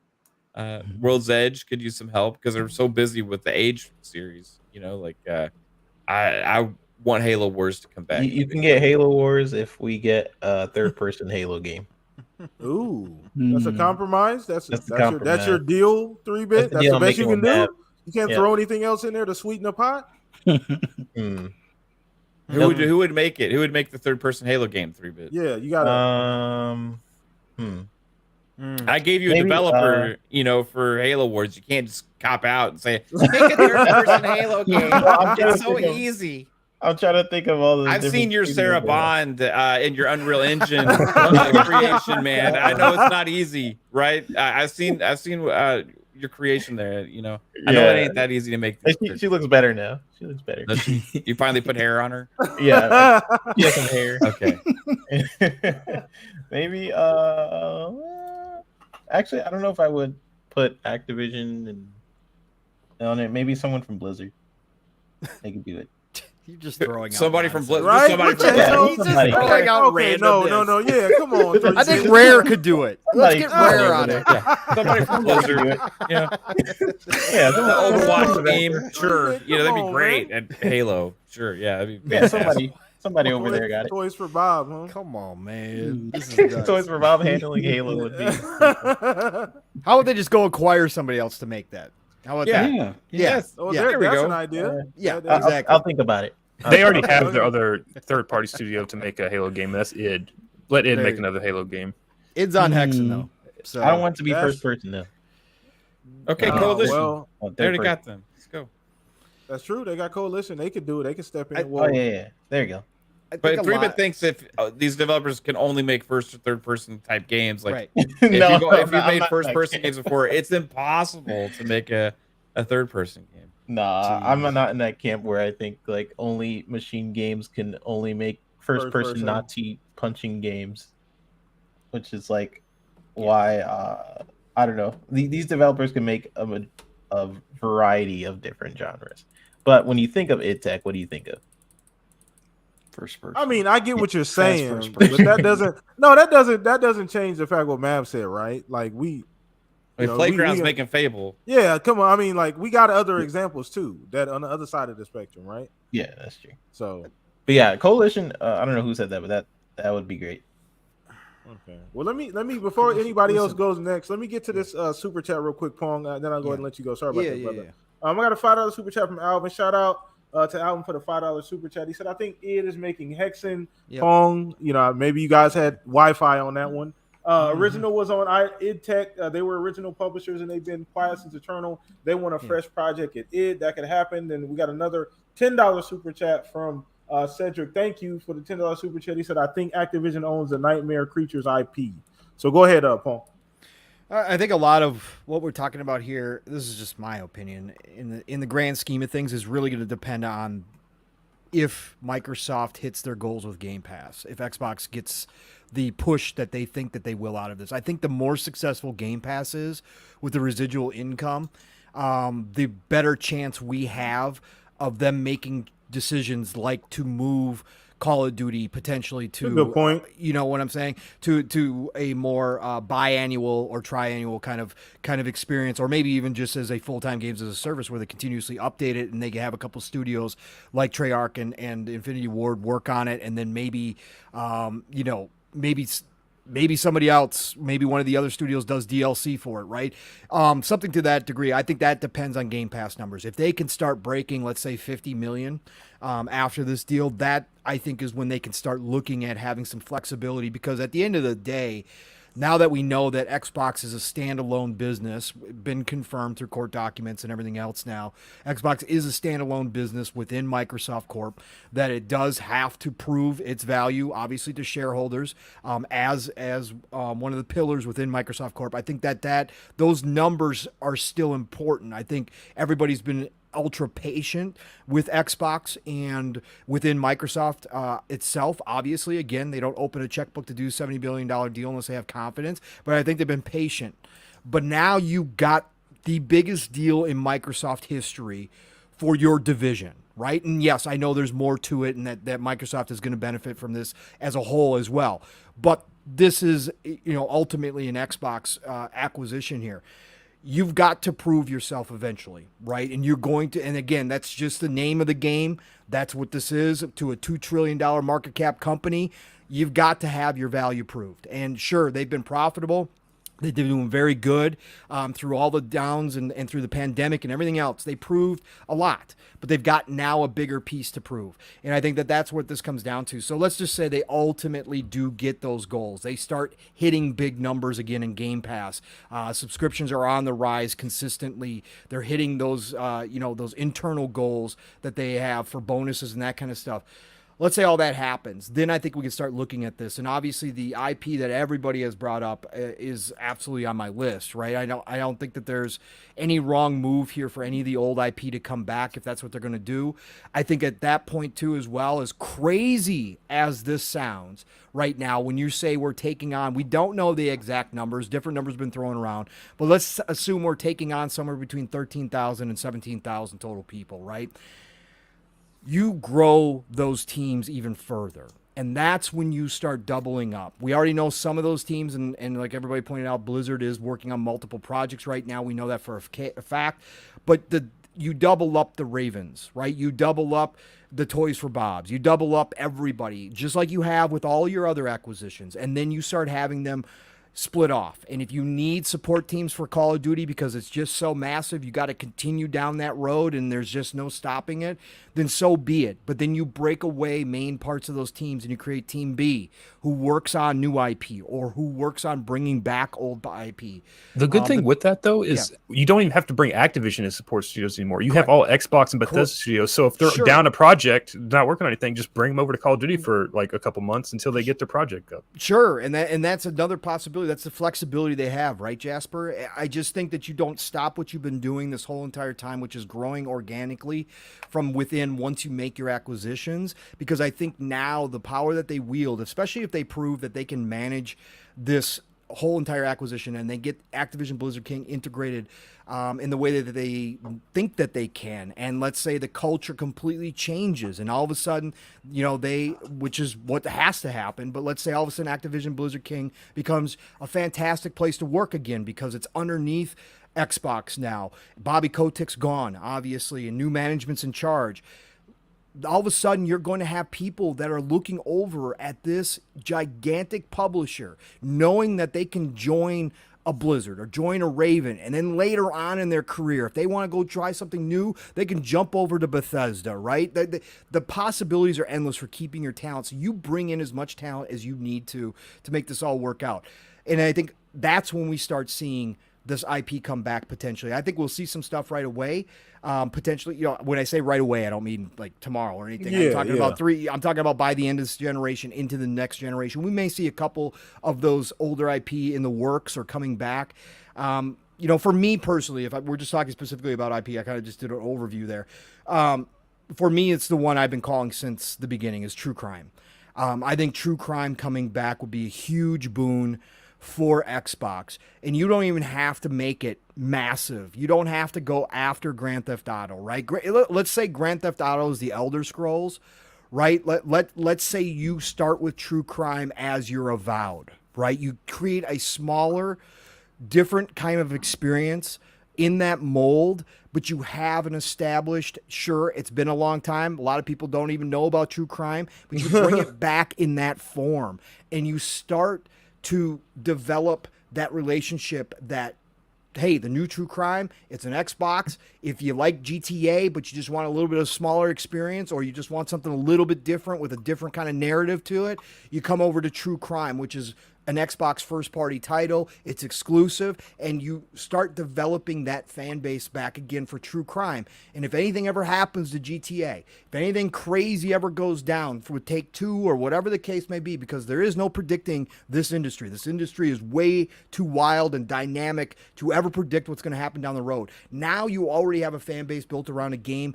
that is in that mold that you can continue to grow and expand. And we already seen what GTA Online does. My God, having a little true crime online out the gate, ready for everybody to go try it out. The roadmap's been made for you. You don't have to reinvent the wheel on this one, right? So I think true crime would be a fantastic move for Xbox to do on top of everything else that everybody said. Again, going and getting relicensing the IP again, or getting approval to do remasters, which I've heard that idea thrown out, which I think is awesome idea. Like, is Marvel going to say no if you ask them if you can go back and remaster the old Spider-Mans again? Are they honestly going to say no? I don't think so. It's just more money. Go do it. Bring it back. Have your own dang Spider-Man. Sure, it's going to be older. Sure, remake it from the ground up. Who knows? Stuff like that. Transformers, same thing. I think the potential is really endless for what they can do here. But I will always come back to what I said. Sure, that stuff excites me. I'd love to see them go to prototype and make that a anti-superhero game for Xbox. It would be big to get that. But ultimately, for me, it's all the ideas that were never greenlit underneath Activision Blizzard and Bobby Kotick. Yep. It was all the ideas that these 13 to 17,000 There's a graveyard devs over there. had. Exactly. Things that were never brought forward because they knew it would be shot down. On top of the things that were brought forward that were shot down. We've already seen that with other acquisitions from Xbox and Microsoft. That's what I'm excited for. What's going to get greenlit? What passion projects like Grounded all of a sudden turn up that we never thought of from some of these? Again, there's no question they've lost there a was lot of stuff in talent. the works. Oh, at yeah. Activision. Yeah. Like they had probably a small You said team, there was like a just Roman like Yeah, Call they're of like, Duty no. or something. yeah, there was once Roman Call. I'm just talking about like there's probably a small team of 10 people that's like we'll make this little side project and pitch it to our studio head, and then Activision's like, no, what the fuck No. you all doing? Get back to Do work. it. What is Get it? back, Get back to COD. Get back to Get the back Get in back to Call the of salt Duty mines. stuff, Yeah, get back to the COD mines. Yeah, that's what I'm hyped for because, again, this much talent, they've lost a ton of talent, but there is no doubt that bringing on 13 to 17,000 people, and of course they're not all devs, but at the end of the day, but they have a lot of talent over there, and the ideas that could come out of that group, now that if Xbox can open up some freedom for them like they've done with everybody else, we could be in for some shocking surprises from those teams for new IP down the road. Next gen, right? Next gen stuff. Yeah, That's where I think we're going to see go some further of that. out. Yep. And I like you guys brought up the cross pollination, if I could use that Yes. word, between Yes. Activision and Xbox, because that's one thing that people do not give Xbox enough credit for. People talk about their being able to manage studios, and sometimes it is a bit shaky, admittedly, right? They have had some stumbles along the way, but the one thing I love, they've always allowed their devs to like go help each other, like open and willingly, like, and they talk about it on Twitter. Devs come out all the time. Oh yeah, we helped with Forza, we helped with Fable, we helped do this over there at Coalition, or whatever the case may be. I love that, and you're just only going to get more of that. And we haven't even gotten to the tech that they're going to inherit for getting Activision as well. Marketing, they inherit marketing. another gigantic Come marketing on, team man. that are just We ain't even got wizards. to the Diablo stuff, Look at man. the Diablo marketing. Come on, man. They have another team that knows how to do this on Man. top of what they've already learned from ZeniMax. That's crazy. Again, That's what crazy, yeah. what they're getting out of these deals is absolutely insane. What they could potentially use together, it is crazy to start thinking about that stuff. Yeah, that's insane. It's just crazy to think that When this did they stuff bring is- back MLG to prominence? That would be The awesome. I mean, Call of Duty League's still pretty Right. popular. It's I still think. pretty popular, but Yeah. MLG lost its kind of name. It kind of got pushed to the wayside underneath because Activision. it's just the Call of Duty League now, pretty Right. much. When And did then they there's open like it up to all their Overwatch games? League. Right. When did they open it up to all their games now, though, under this one umbrella and bring back MLG? Like, man, that would be a huge boom. Because that was Xbox and Microsoft. for a while. What launched MLG was Halo. Yeah, I was Yeah. gonna say Think about Halo buoyed MLG for a long time. Yeah. At least early. Yeah, Well, then 'cause, I think Activision bought it or something, and then then it's just only Activision Blizzard games. yeah, this kind of died out. Yeah, it's kind of died out. Yep. Unfortunately, like everything else that's been over there. But yeah, so I mean, go ahead. No, I was just going to say, to add to Pong's point with the studios and sharing resources, that's something I can personally attest to, like constantly talking with other studios, and also when I moved over from Ubisoft to work at Playground for Fable, I noticed there was a huge disparity in quality, I guess, in the way that the teams are managing each other and how passionate they are.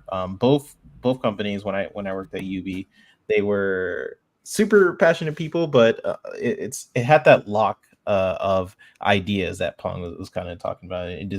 It brought me back to um, ideas essentially just getting shut down for the sake of profit, which I'm sure happens a lot in this industry. It just it is sad to see it where you get a lot of passionate developers who come to your company, who are fans of your company. They come in and they're like, hey, here is something we would like to work on, and it gets shut down. It really makes you wonder how many concepts, like we were saying with ABK, has gotten shut down just for the sake of profit, of making all of this money on Call of Duty, basically having every studio you have like Toys for Bob and all these other studios just helping with one game, which I get because of how big Call of Duty is and what's actually in Call of Duty. It's made to funnel content for it's a live service game, and a lot of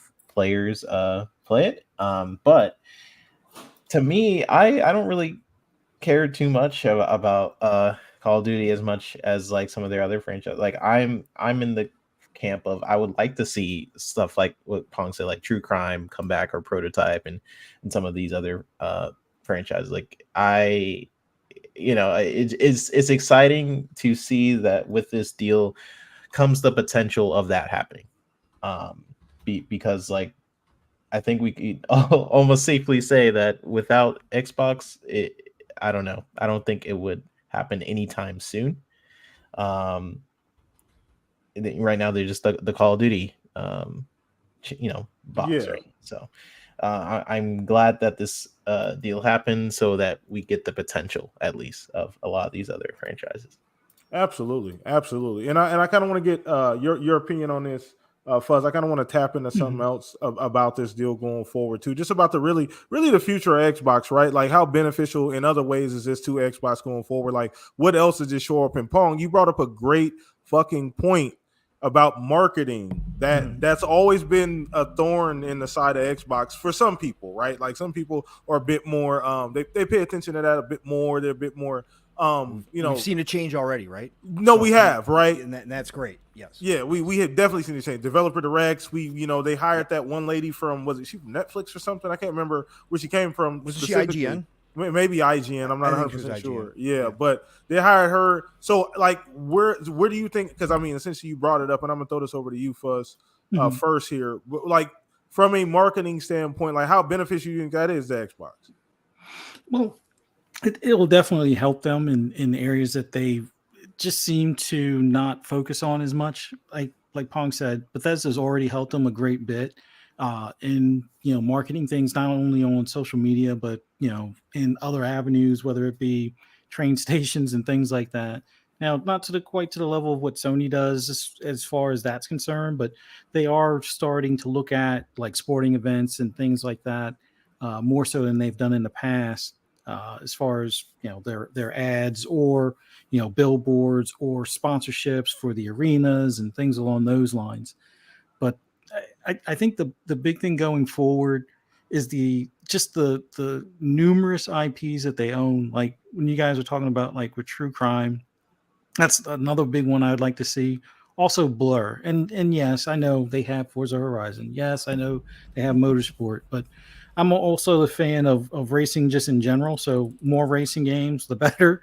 But it's a little bit different to what Forza Horizon's geared towards, more so than like you have Motorsport is your sim racer.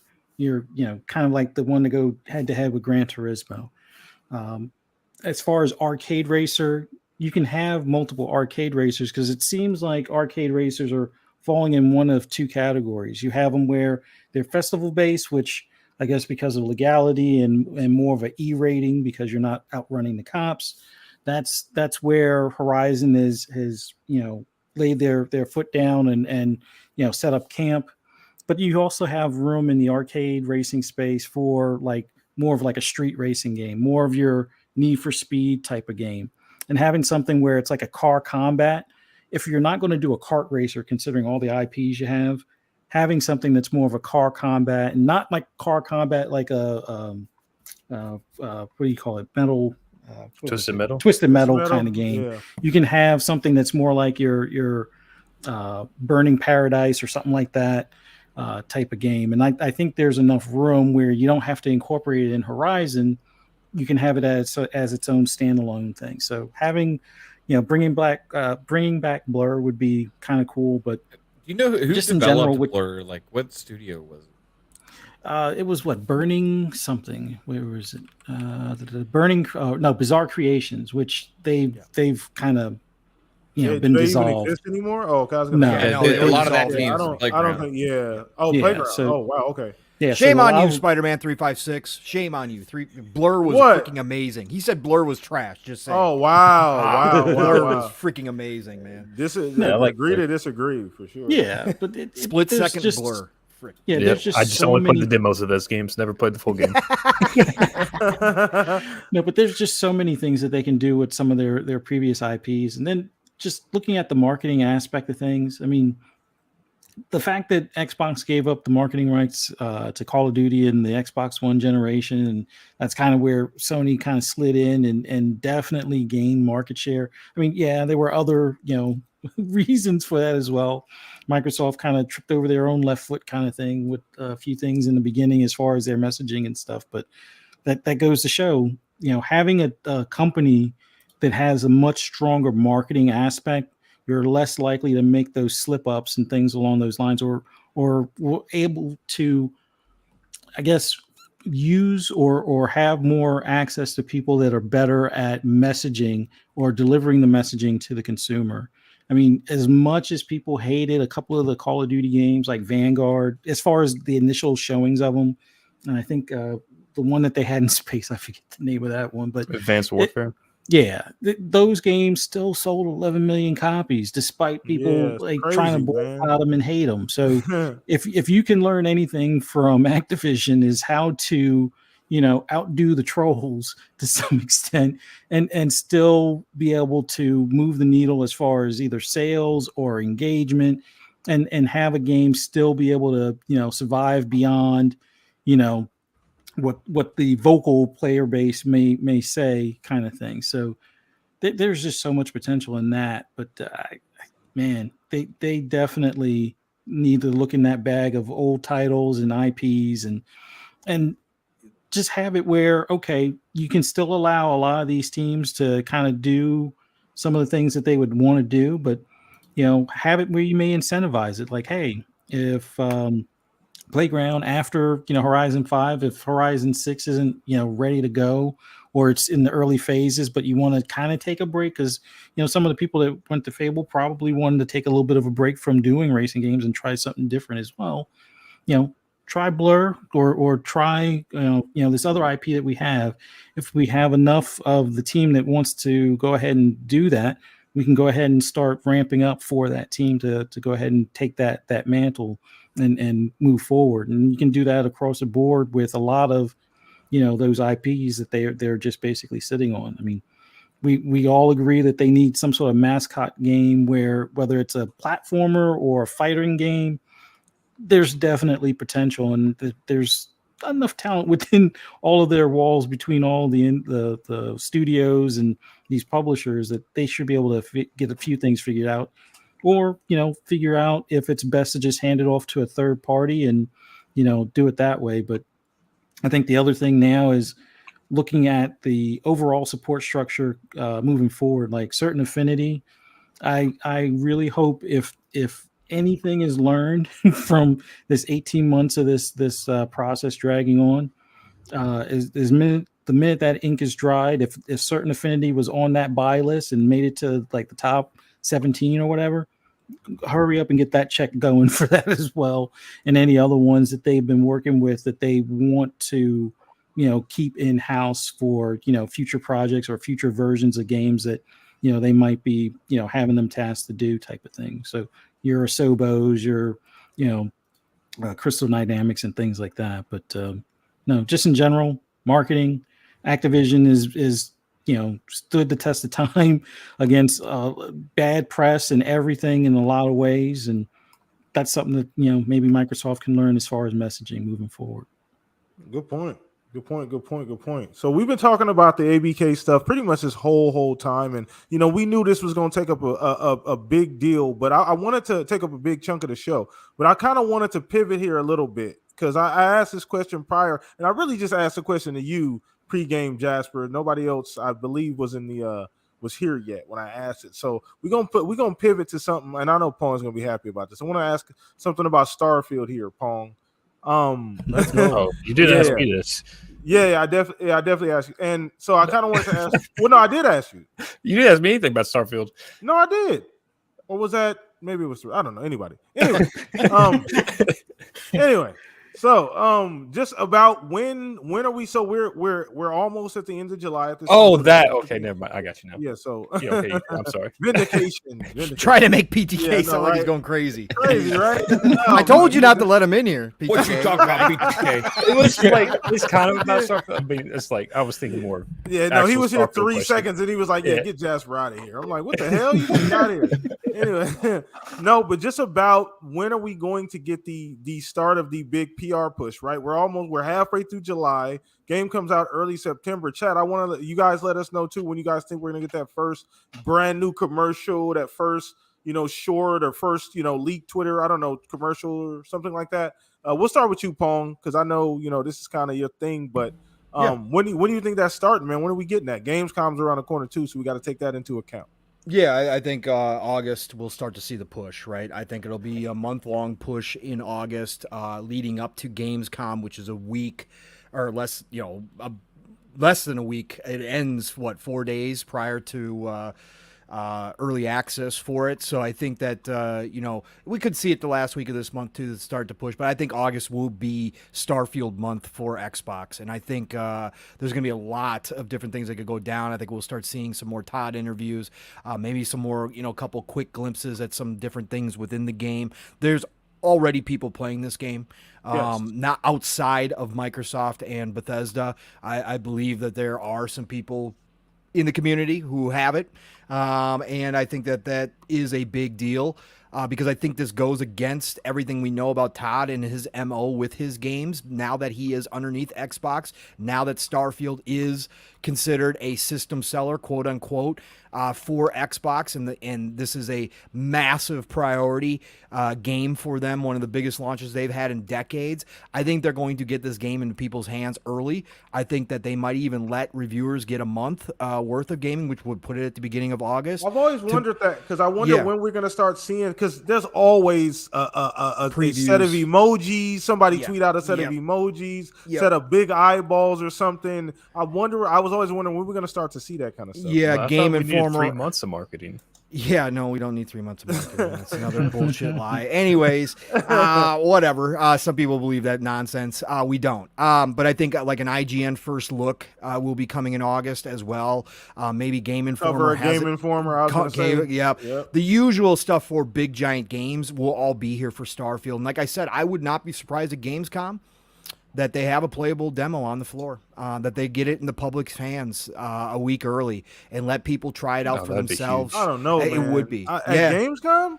Yeah, I mean, it's just 23rd through the 27th launch. August. It's a week before launch. It's 4 days before early. So yeah, I guess you're right. That would it'd be huge. It'd be huge. It would be huge. I just think it would be perfect timing. I think that's why the Xbox is going to have a massive presence at Gamescom. We already know this. It's a big deal for them. They've been promoting it already. Phil's going. I don't doubt that Todd's going to be there for Starfield. And obviously, if they've got the ABK deal closed, it's going to be a whole different type of celebration at Gamescom. Their first big event event out after the ABK acquisition closes, it's going to be massive. Gamescom could be almost like a not in terms of showcase style, but just kind of a secondary kind of E3 week for Xbox specifically out there as far as energy goes, as far as what they're showing off. So yeah, I wouldn't be shocked that Starfield is there on the floor.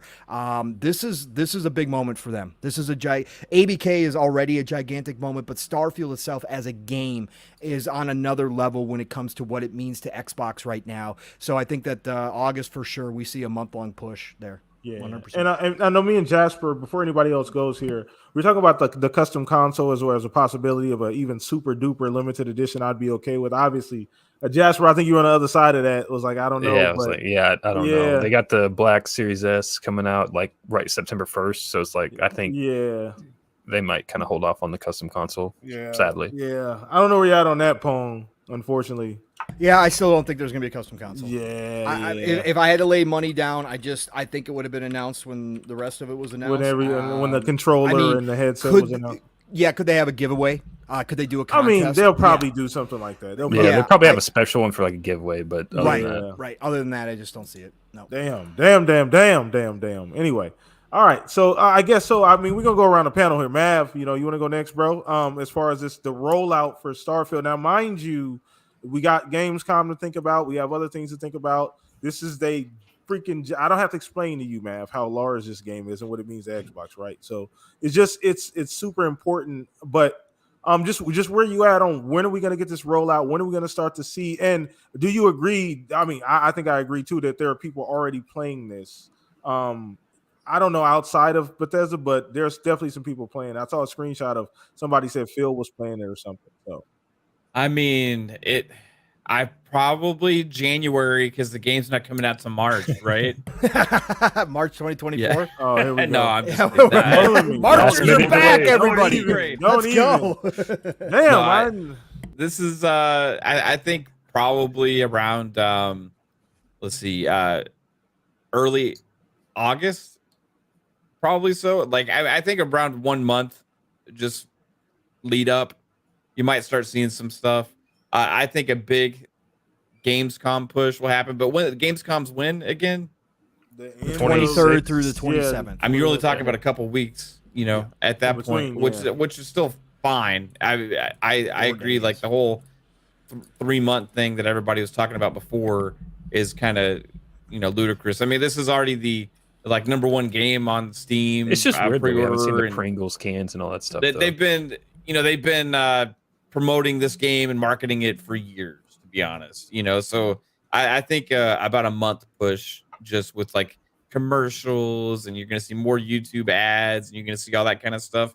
I think that's what we're going to expect. And Gamescom, they'll have something there to show or talk about, and I'm excited, man. I'm curious though, if Gamescom might become almost another little ABK thing though, depending on what happens in the next couple of days.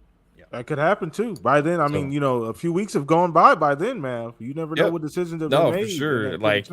It could end up being a huge Gamescom. True. Maybe we get our first drop of stuff in Game Pass at Gamescom, right? Mm-hmm. And Forza's got their Forza monthly thing, so they're already kind of. I've been marketing that consistently. I think that the marketing train is kind of, in a way, I mean, it's already underway. I think the Xbox Showcase was a huge boost for marketing for that. Definitely. And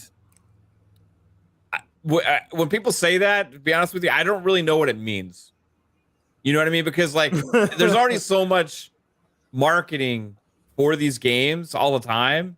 We see stuff on Twitter all the time about it and all these different things. So it's hard these days because it's so different. It's not like everybody just watches live TV like they used to and sees commercials all the time. I mean, the games media is doing the marketing for them, even if it's a negative article Starfield's not going to compete with exactly. We're marketing, talking about it every week, right? I mean, there's so much talk about Starfield all the time. I mean, that's true. So it's hard to really think about the marketing train and what that means in today's day and age as opposed to what it used to mean. You know what I mean? Yeah. We would see the big commercial reveal at a big it'd be on cereal boxes, dude. Something. Master Chief was on everything. Yeah, it's stuff's everywhere, bro. It's like, and they do the dev direct now, so it's like for a lot of the companies, that's their marketing thing. They do everything at once, kind of, and then you see a couple commercials leading up to launch now, but that only usually goes for a couple weeks, if that. And then they market them more when they're released than they have actually with commercials and stuff beforehand. I think they try and keep them relevant more because they know that excitement from day one is usually going to be there. So it's interesting, man. It's like I think we're going to see lots of stuff. I think you're going to see maybe like a fast food chain promo, like we've seen that with Xbox in the past. Maybe they'll have a special Taco Bell meal where you get a chance to win an Xbox. That's something like that. They've done that plenty of times. But yeah, I'm pumped, dude. Like, this is gonna be an amazing game. I could give a shit less about the marketing, to be honest with you. It's just give it to me, inject it into my veins. Awesome. 3-bit. We add on this, my guy. Yeah, I agree with the panel. I think early August is when we can start to see a push, but what that looks like is going to be interesting. I don't come on, Telster, but you made the trailer for him. I don't know anything. I'm just gonna shut up by that. But I think early August we can start to see a push with like what that looks like. Maybe Starfield on buses and stuff like that. I don't know. Starfield on buses. That's the best that advertising 3-bit can come up with, folks. That literally, this dude does advertising and he comes up with buses. I can't wait to see those Starfield advertisements on those bus benches. right next to the lawyer, the insurance guy. Yeah. You put Starfield on a bench outside like a random CVS, and there you go. Oh my God. Right next to the donate blood sign. It's like, can't wait till those Iowa billboards go up for Starfield, folks. It's going to be freaking amazing. You get 3 people down that highway a day. They're going to be so excited. It's like, oh man, I seen Starfield on that bench I sat on. I don't know. I think Gamescom will be that push. We know Phil's going, and I think the last time he went was like 2015, 2016. So I think it's going to be another mini E3. I agree with the panel. I think that's when Starfield's going to have that push. Starfield's my most anticipated game. It is interesting that Spider-Man is also releasing in that month, so those conversations I'm sure are going to be interesting. I completely forgot about that. Yep. Yeah. Spider-Man will be releasing. There's a couple. I think September is a busy month because doesn't Mortal Kombat also release in September? Yes. Baldur's Gate 3 on and then like Cyberpunk. Same day. Baldur's Gate 3, Cyberpunk DLC, Mortal Kombat, and Starfield. Yeah, that's a busy month. So it's going to be a lot to talk about. And yeah, it's going to be interesting. My most anticipated game. I can't wait to see it. I do hope it does have a big presence at Gamescom, just so we could see what these people think about it, get their hands on it, and be able to play for hours. Because I think Ryan McCaffrey, he was able to play it, but only for like an hour or so, and he had some pretty good impressions of it. But that's not enough for a game like this. So the potential of this game and what you're able to do is unlike any other game that's going to release even in that month or years. So it easily has the highest ceiling of any game to come out this year. I've said that from day one. Like, there's no other game that's even close to the ceiling that Starfield has. I know Baldur's Gate 3 sounds super ambitious, and it might be, and I don't know enough about those type of games to really say no. And like you said, I'll defer to you, Pong and Mav on that one. Was the ceiling comparable to Starfield? Well, it's different, totally different kind of game. Spider-Man comes out in October. But Spider-Man's Spider-Man's October. Did 3-bit really say September? Okay. Anyways, no, Baldur's Gate 3, even though it's not going to be launching on Xbox, is still going to be it's got a ton of attention on it right now. A ton. Like there's articles being written already. I saw a bunch of hubbub, some developers coming out and saying this is going to be an outlier for these types of games. Don't expect everybody to go make CRPGs like this because this is something we don't see ever. So for the fans of that genre, for people in that RPG space who do like CRPGs, Baldur's Gate 3 has already garnered a ton of buzz. It went to #1 on Steam. Like Baldur's Gate 3, even without the Xbox launch, is still a big deal for that month. So yeah, for sure. It's not going to be, to answer the question, the same ceiling. Because of the style of game that it is, it's not going to get the same attention as Starfield. The market is still kind of niche, right? Essentially. But this is have a chance to transcend the usual market for a game like that, for sure. So I think it'll get more sales and more attention than a game like Baldur's Gate 3 normally would have. Especially because people are going to use it for console war nonsense. And you're pushing, I guess I heard that from Pong and you, that you guys could see Baldur's Gate potentially as a game of the year. Yes. Yeah. Potentially, yeah. I think it could get in the mid-9s potentially. For sure. Yeah, definitely. It's exhausting how many games are potentially going to be game of the year. There's going to be 4 to 5 games completely left out of the conversation that would have won in any other year. It's crazy. Yeah, it's insanely good year. You got Hogwarts, you got Diablo, you have Zelda, Starfield coming, you have Zelda, you have Final Fantasy, Spider-Man, you got Spider-Man, Baldur's Gate. It's a good year. It's insane, bro. It's freaking insane. It's freaking insane. So before we wrap this thing up, I kind of wanted to just get we'll go around the panel here, kind of a rapid fire. I just wanted to, where do you guys think Starfield is going to land? I don't do the Metacritic thing too often, but just we'll be at like low 9s here, high 9s. 91. 91. Are we going on a limb here? 91. Okay, that's fair. I said 90. I said 93 this morning on Living Split Screen with the potential to hit mid-9s, mid-90s for sure. So I said 93. That's where I'm kind of settling in at right now. If all things go the right way, I think it definitely hits into those 90s for sure. So I think 93 right now for me. Okay. I'm going to go out on a limb, bro. Yeah, go ahead. 73. And I'm probably going to be wrong, but I'm going to go for it regardless. Yep. I'm going to say 95. Yep. Wow. It's got that potential. Nice. I say 92 just because I don't trust journalists and integrity. So 92. Good old journalist tax, huh? Yeah, I feel like with how they're already kind of judging Starfield, I don't trust them to accurately review it. But if Game Rant's score holds any weight, that'll definitely Game Rant and stuff and that media site is on there. I forgot what they're called. I don't know. Maybe it'll be fine, but I'm thinking 92.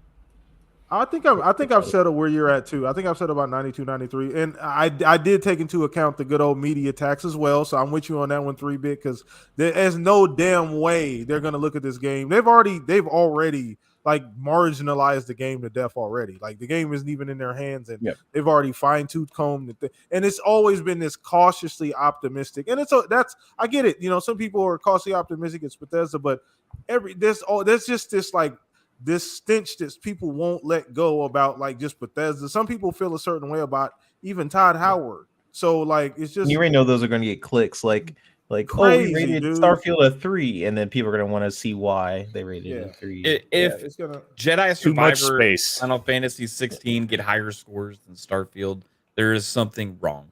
Are you serious? Well, Jedi Survivor, I don't even know where that landed. That was like 88 or something, 89 or something like that. It was 90s. It was 90s. Oh, okay. They had a few 91? 10s. I think some journalists gave it like 7s and 8s, but most of it was like 9s and 9.5s and a couple of 10s. Yeah.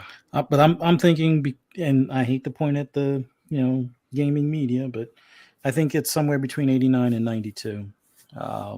They're going to bring up the 30 frames, or at least the. I'm not. They can't. They better not. They can't now. They didn't do it for Final Fantasy 16. They didn't do it for so Jedi many Survivor. They can't do it. They will, and we'll blast them for it. But they will bring up the 30 frames. They'll bring up the 1,000 planets. The people that like, if not to say that there's an Xbox tax, but those are going to be probably the two big talking points as far as negativity. Even though are some of the things true as far as the 30 frames? Yeah, it's true. If you're playing on console, Is there nothing on some planets? Yeah, that's how it works. Yeah, exactly. There's not going to be life on every planet. Like, as far as we know or classify life, there's no life on Mars and there's no life on Venus. We're 1 out of 8 here, so yeah. So it's it's one of those things that they're going to nitpick at stuff because it's Xbox affiliated. Like, you already see the same knuckleheads talking about Call of Duty is not what it used to be, and they're putting their hopes in Battlefield. The same people that blasted Battlefield for dropping the ball when it launched against Halo and Vanguard, but somehow Battlefield now is the big hope. So I totally expect them to show their true colors. They'll be out in Blue Force talking about 30 frames, 1,000 lifeless planets. It's a 8 out of 10, or lower or something. That's crazy. I think the knuckleheads bring it down to somewhere between an 89 and a 92. In reality, this game will probably be just 2 clicks short of a perfect 10. And when I mean 2 clicks, like 9.8 level, I think the only drawback is we probably, or reviewers as a whole, probably won't have enough time to truly deep dive this game. In the even if they have, what if they have it early, like now? That's what I said. If they've got it for a month, right? I know what you're saying, Fuzz, because legitimately, you're probably right. Even if they had it for 2 months, it probably wouldn't be enough to do everything, obviously. But I think that they'll have more time than they've ever had with a Bethesda title, right? And if history, I hear all of you and I understand where it's coming from, and I do get it. I wouldn't be shocked if it hit like 88, 89 overall just because of what the media does. But I do think I have more faith that the power of Todd, the power of Bethesda still is out there with the media, and there are a lot of Bethesda superfans amongst the media who do consider Skyrim and Fallout's Elder Scrolls in general just some of the best games they've ever played in their entire lives, and I think that still will hold weight here with a new IP, even in Starfield, especially if it becomes the most polished game, as everybody's saying, that Bethesda has ever put out. I think that will lend credence to the reviewers. There will be some. There'll be some naysayers. I could still think it could see review copies going out alongside Gamescom, though. Like, if there's a playable demo at Gamescom, I think that's when the reviews would go out. Right, review copies. I think they're going to give them much more earlier time on this one. What if they already have them? I mean, there's a chance. Yeah. The MO is that, Jasper. The MO would be Todd would give him the review copy like 2 days before the game launches and say good luck. I just think this is too big, and I think it's going to be an Xbox directive if the game is ready that they give him a preview copy early August, if not already, like Matt just said. So I mean, this game is extremely important as well, right? Yes. Like the game that we need to run this through the filter as many times as we can before we hit go on September 6th. So that's the priority at this point, right? Is filtering, micro filtering. We filter even further down all of the bugs and things that could potentially make this game not what it should be, right? So I think you're right along the same lines, Pong, of like giving them more time. Maybe Todd does say, you know what, this is a bit of I'll make an exception, right? In this particular case, maybe we'll give them these copies now, right? I think whatever NDA they're gonna have is gonna be fucking watertight anyway. I don't think we're gonna get any peeps out of anybody if they are even playing it now. So I don't think that there's really any worry about that. So I agree with you that there might already be people playing it at this point in time. Right. So it's gonna be interesting. It's gonna be an interesting case study. Did y'all see the thing that was going around Twitter for creators to request a review key a while back? Yes. Yeah. Yes. That was pretty early. Yes. To get on that list. Good point. That was like a month ago. Yeah. 2 months ago. Yeah, let me get this $2 super chat. Shout out to Senior Click for the $2 super chat. He said Starfield will get a 94 best game of this generation. We'll see. We'll see, Pong. I mean, that's where you. And thank you for changing your name, Vic. Appreciate that. No more booty hunting. Click. Is it back? It's Senior. No, he's Senior Click now. Senior Click. Okay. Yeah, like Senior Click. Senior Click. But yeah, generational type game. No matter what, at the end of the day, again, chat, go.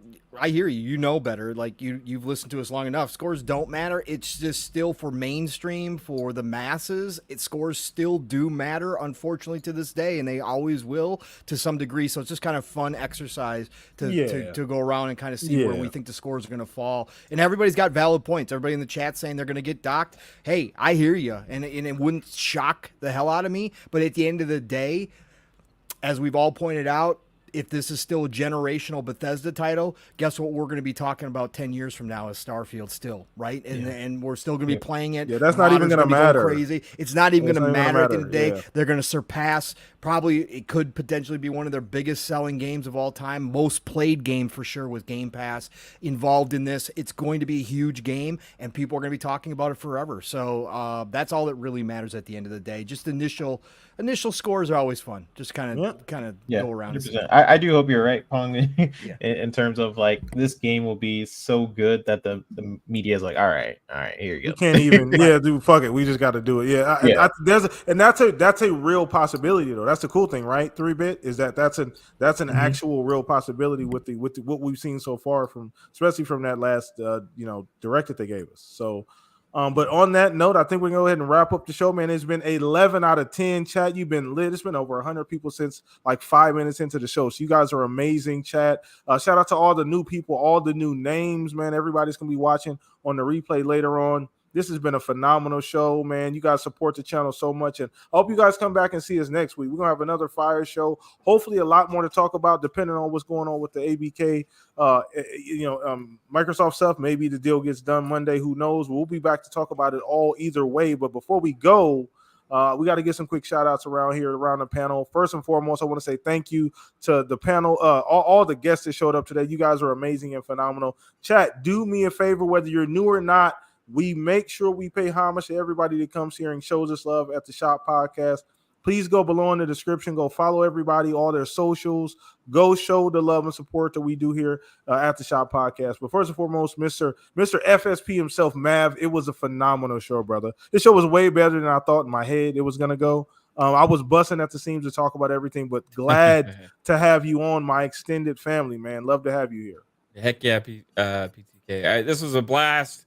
It's fun hanging out with everybody here.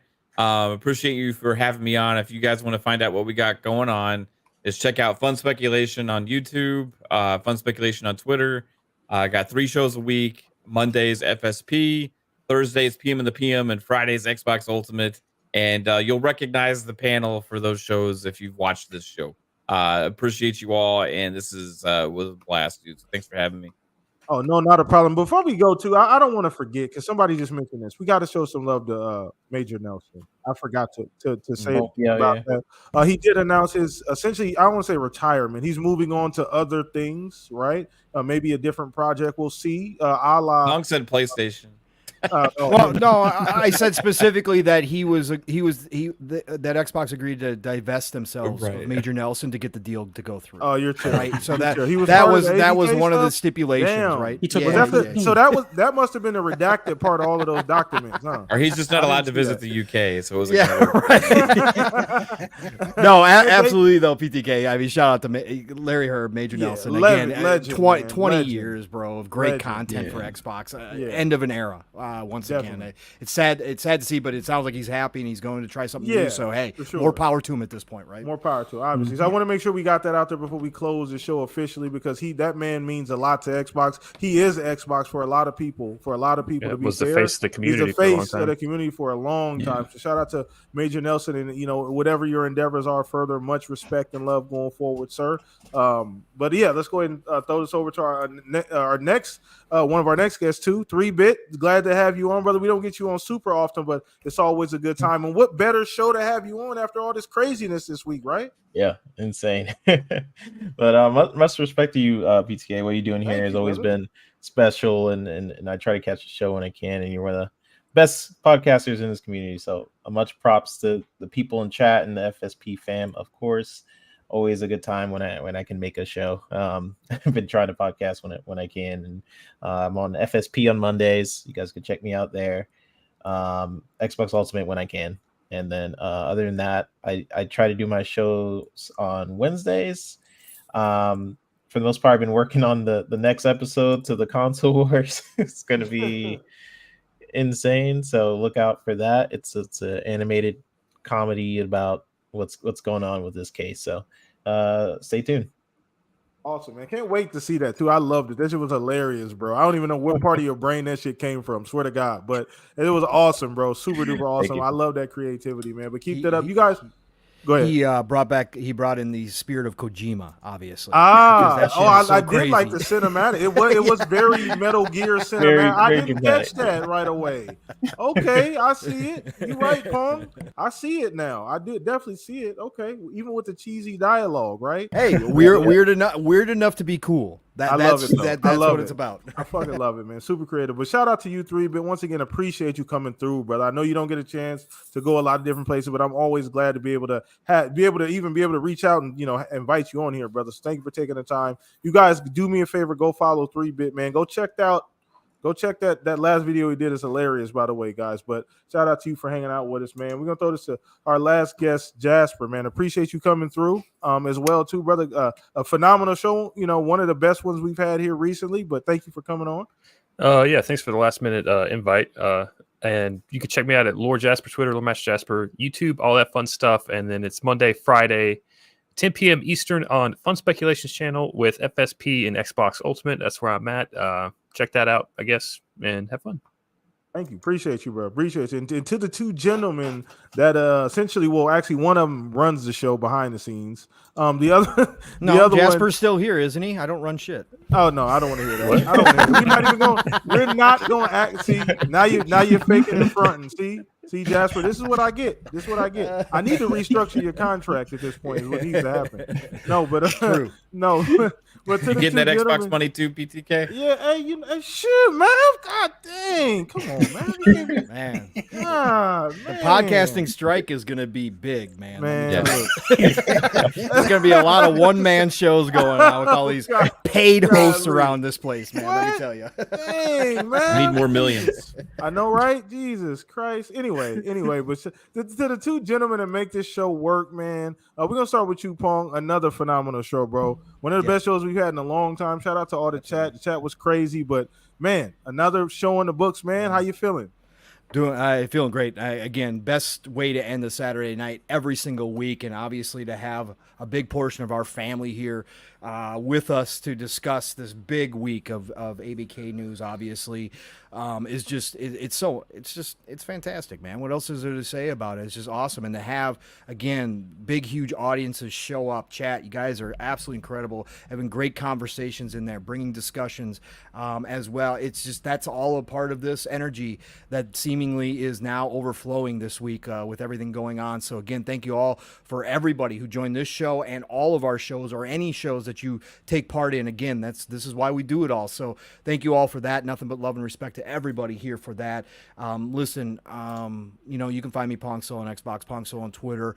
You know the drill. Next week, you got to go check out Mr. 13K, Mr. Boomstick himself, Double Barrel Gaming. Again, congrats, Boom, on that big moment for you as well in your channel. But Xbox Factor every Tuesday, 12 p.m. Eastern, 11 o'clock Central Time. All good things green over there. Even though I'm not on panel, I'm going to continue to promote it because, man, Boom is so great promoting everybody else on top of it. So go check out that. And then, of course, Thursday nights, it's PM in the PM. It's Pong and Mav in the PM every Thursday, 7 p.m. Eastern, 6 o'clock Central Time. If you didn't catch this week's show, go check it out. Record-breaking show for him and I personally on that show. It was an awesome time talking about all this stuff. So go check out PM in the PM and then join us next week for our next episode. And then, of course, Friday nights, it's back over on Fun Speculation channel once again for Xbox Ultimate. Awesome show last night. Again, we had a lot of fun covering this stuff. So go check that out always. 10 p.m. Eastern, 9 o'clock Central Time every Friday, Saturday mornings. Living Split Screen. Split Screen is all one word. If you're not subbed, come check Steele and I out. Go watch our latest episode. Again, 5+ hours. Go check it out. That's what we did. Normally it's 3+, but today we had a lot on our minds, so we went up for almost 5. Please help us get to 1K. We are on our way. 954 subs. subs, so we are almost there. Tremendous push over the past couple months from the entire community to get us to that point. We do one show a week. Steele has been streaming a little bit during the week as well. He wants to do that more, but that's what we do. We do one show a week, but we give you basically 2 shows in one. Living Split Screen every Saturday morning, 10 a.m. Eastern, 9 o'clock Central Time, and then back here next Saturday, God willing, right here with my brothers PTK, Fuzzy, and whatever great guest we have lined up for that. Again, everybody, it's the golden age of gaming. It really, really is. Get out there and enjoy it. Have a great rest of your weekend. Play what you love what you play, and I'm going to talk to you all real soon. Thanks again, PTK and brothers, for being here. Appreciate y'all. Appreciate it, man. And the easiest way to keep up with Pong is go follow him on Twitter. It's the easiest way. He does different shows throughout the week, but glad to have you here, Pong, every week. The battery of the Shop podcast, man. Thank you so much. And last but not least, Mr. Fuzzy Belvedere, man. A phenomenal show. 12 out of 10, brother. We knocked it out the park this week, man. Yeah, it was awesome being on here with you guys. Always awesome having the extended Fun Speculation family on here as well. Always love talking, games with you guys. But man, oh man, this is this is going to be some exciting times for the remainder part of this year and this part moving forward. Just looking forward to the final announcement and stuff starting to filter back into Gamepass. So got a lot to look forward to here in these next couple of months. But for those that want to hear my endless rambles or rants on anything gaming related, just follow me on social media, primarily Twitter at Fuzzy_Belvedere. You can also find me on the Xbox Lunch Break Special Monday at 12 noon on Double Barrel Gaming with Mr. Boomstick, Crazy Louie, and Web Dave. And later on that evening on FSP and on Fun Speculation Network at 10 p.m. Eastern Standard Time with 3-Bit, Psychonauts, Jasper, and Mav. Always a good time. Always talk about upcoming games and always have the latest news. So got probably some more stuff from breaking news on Monday to talk about. And then, join us here next Saturday right at 9 p.m. Eastern Standard Time right here on the shop. Look forward to seeing you there. Appreciate you, man. Shout out to Fuzz as well. The easiest way to keep up with Fuzz, go follow him on Twitter. All of that information is down below. And last but not least, your host here, PTK Blam. Hit me up everywhere, mainly at Twitter, PTK Blam. DMs are always open. You got ideas, guests, ideas, things like that. Anything you want to, constructive criticism, anything like that. Appreciate you guys so much. Chat was crazy, man. So once again, subscribe if you have not, man. We do this every single week. The best gaming podcast you're going to see on Saturday evenings, man, bar none. So appreciate everybody coming out, man. If you guys want to hit me up, play some games too, can't forget about that. PTK Blam on Xbox Live too. So peace out. Enjoy your Saturday night. Please be safe. See you guys next week, same time, same place. Peace out, everybody.